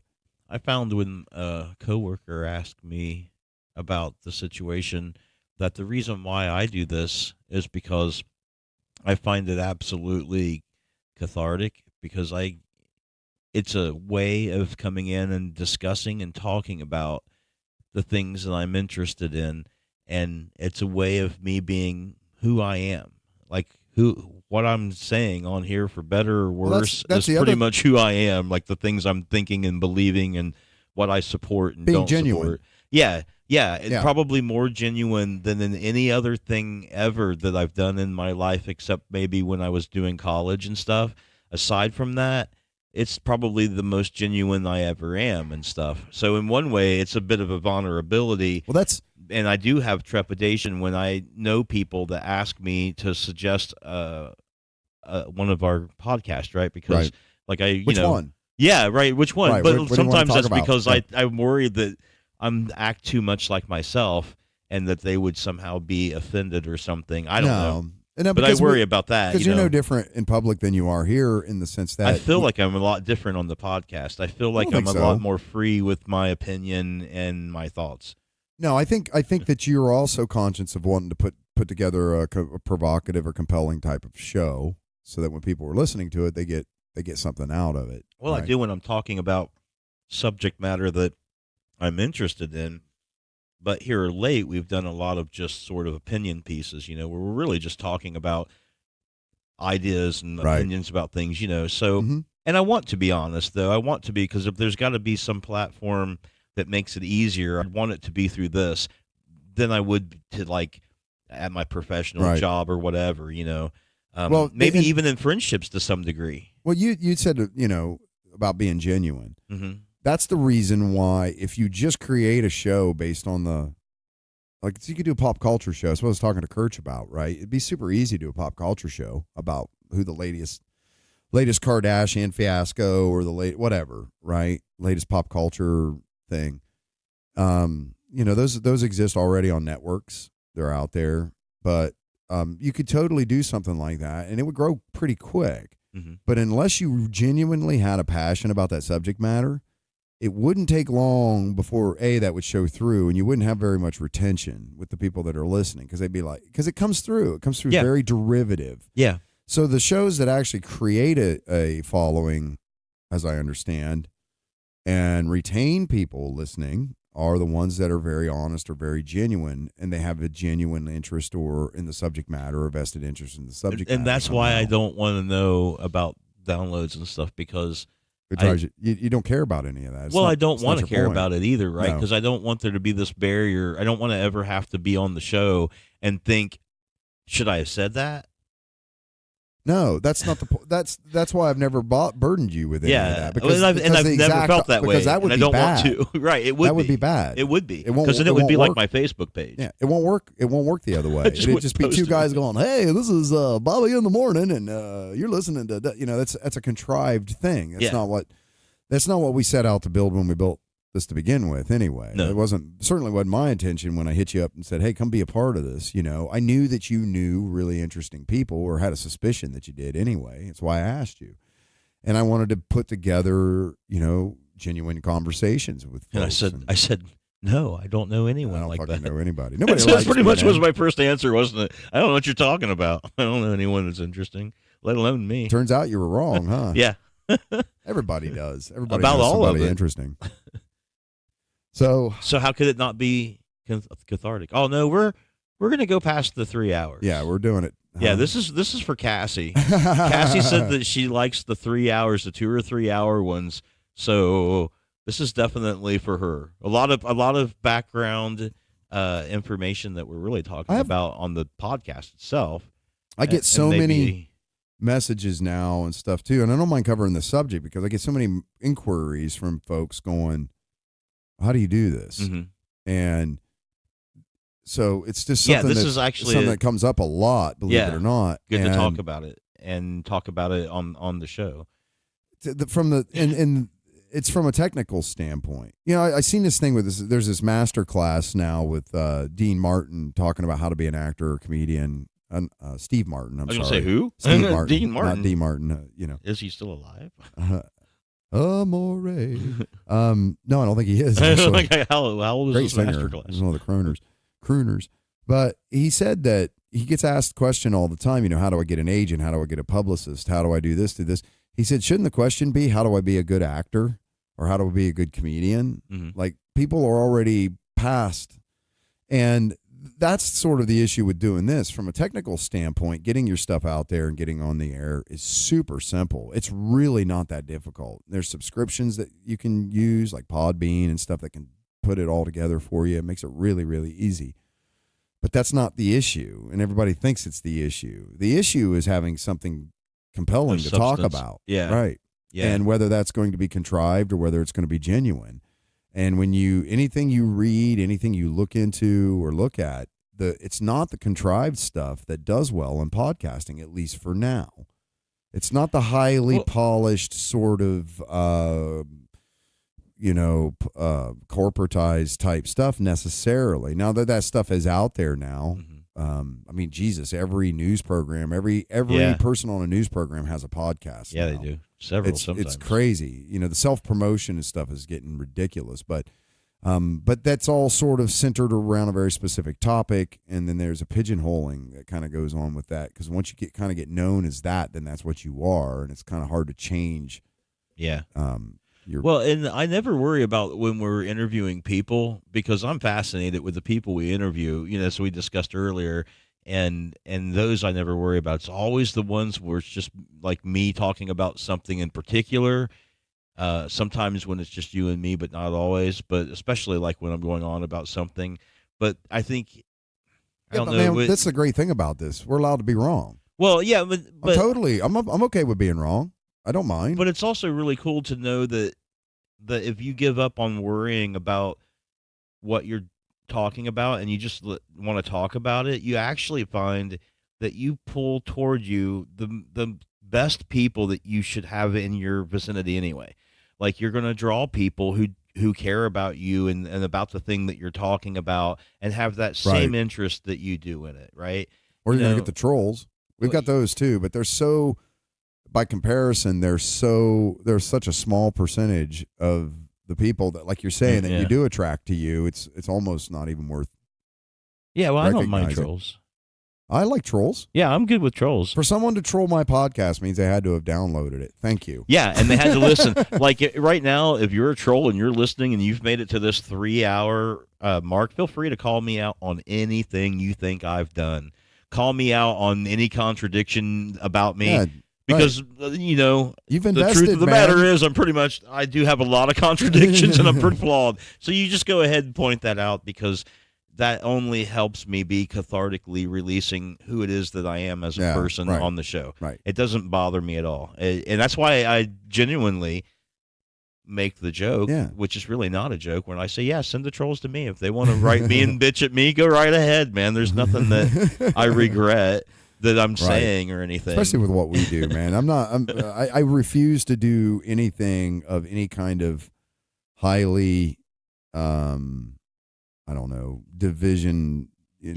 divisive type subject matter. Or political. So, I was going to apologize to you earlier. I felt like I kind of took you close to political concepts and ideas. I dance with the devil in the pale. I know, but I try not to. I didn't know it was going to go there. But I could see how it would, because I'm so anti-political. Not really anti. I'm just so unpolitical. I've gotten really good at it, because we've had a lot of guests on that I've felt that have tried to take the conversation in a very political sort, and I just won't do it. Yeah. Right. You stop yourself too, as you clearly did this time. I have certain rules, believe it or not. Yeah. We'll talk about pretty much anything, but there are some things I just won't do. Well, I tell people, if we talk about the show, I tell them, I say the 2 rules is nobody can come on and tear another individual down. Like, you can talk bad about a company or something, but you can't tear an individual down. You can talk about someone's theory. You can talk about someone's opinions. Yeah, but you can't tear somebody down. I won't do that. Nope. Yeah, not an individual. You can even be disparaging about a group of people, but you can't tear a person Right. down, and then Yeah. and then no politics. No, none. That's the 2 rules that we've always had for our guests. Right. And I think those are excellent rules because, like you pointed out, there's so many people that do politics. Yeah, it's all done. It's man. all that's covered. Yeah, We don't need to divisive do issues, that. identity politics, all this kind of shit. You want to podcast on that? I'm not exceptional. In If that we can't space. piss you off talking about our theories about aliens and realities and shit, if you can't get mad at us about that, then you're just going to have to look elsewhere for your anger and politics. So Right. Yeah, it's not going to straight happen up, here. man. It ain't happening here. No, I don't do that shit. Well, you think we recorded enough for her? It's over 3 hours. I suppose so. Yeah. I suppose so. It's I don't know what time it is because my battery ran down and I'm already suffering. That's not terrible. It's not bad. Yeah. Oh, the sun went down, so Yeah, it's that late. It's very moist in Ohio.